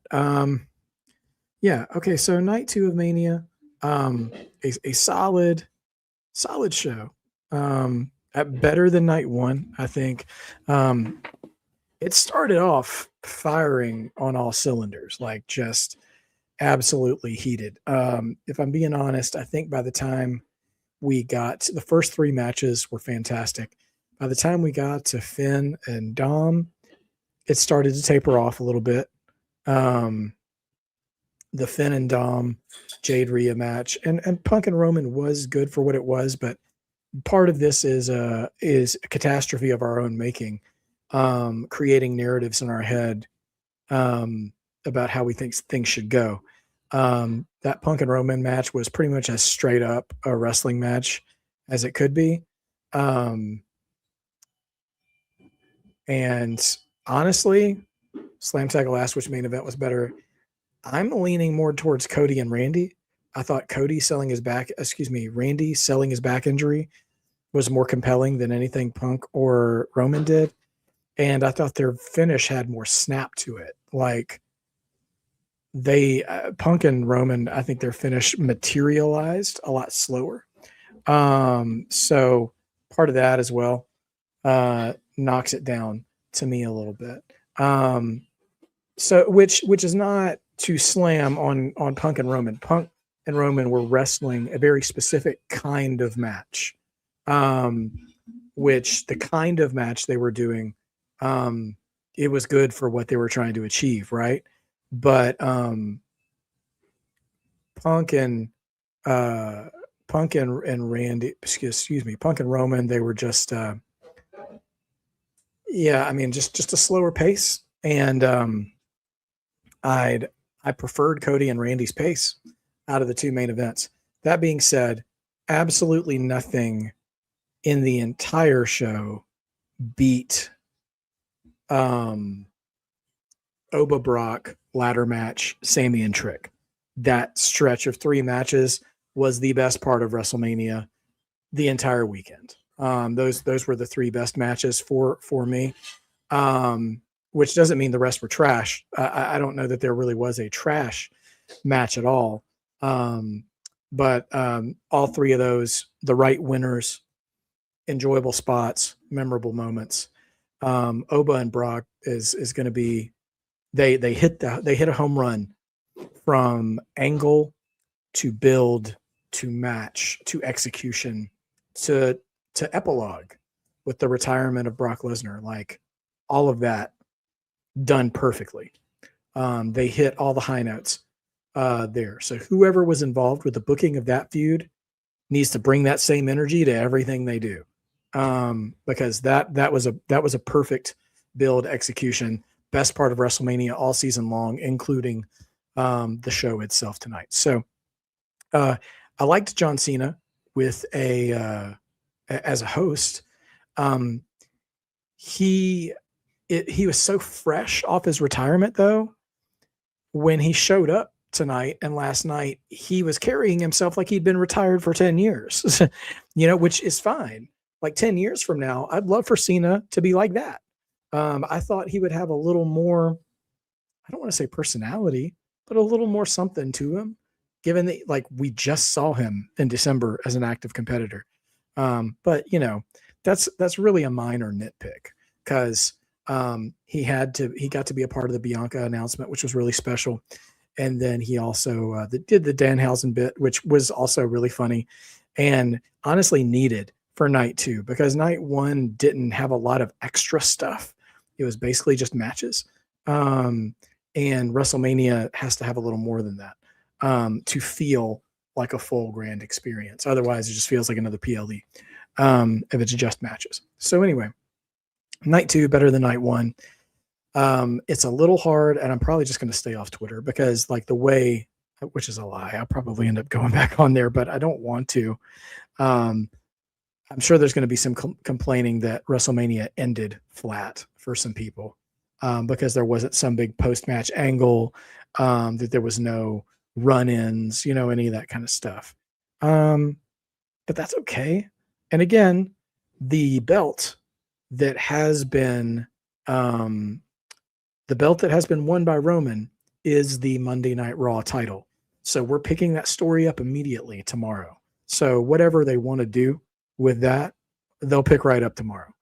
So we'll see what happens there. I'm sure Monday Night Raw is going to have some very interesting developments. I saw A and B in here, asking about the chat predictions. So let's go ahead and pull this Band-Aid off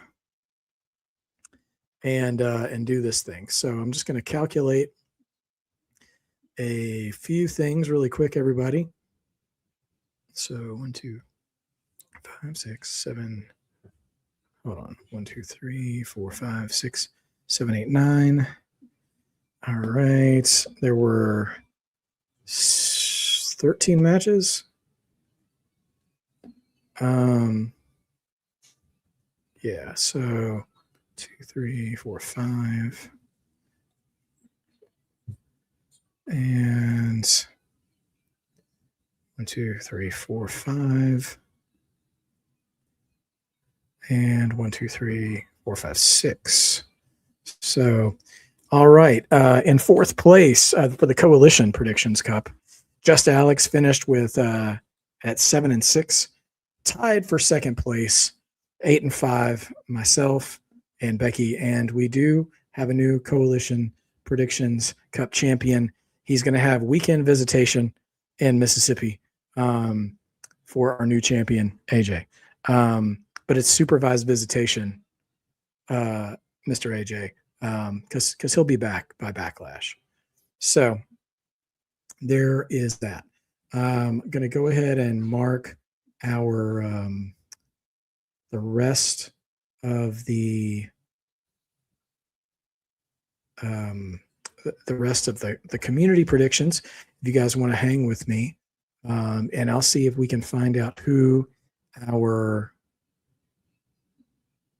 community chat predictions champion is going forward. So let's see. All right. Now let's see, 14 responses. Let me just refresh here. Take a look at the summary. We do have a winner with 33 points. Hold on. Let me just see really quick. Hold on. And see what we've got here.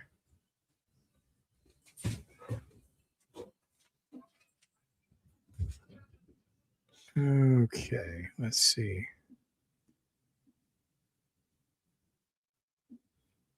Yep, you did get 5 there for, okay. Just making sure. All right, so, all right. Looking through, let's see, 20, 34.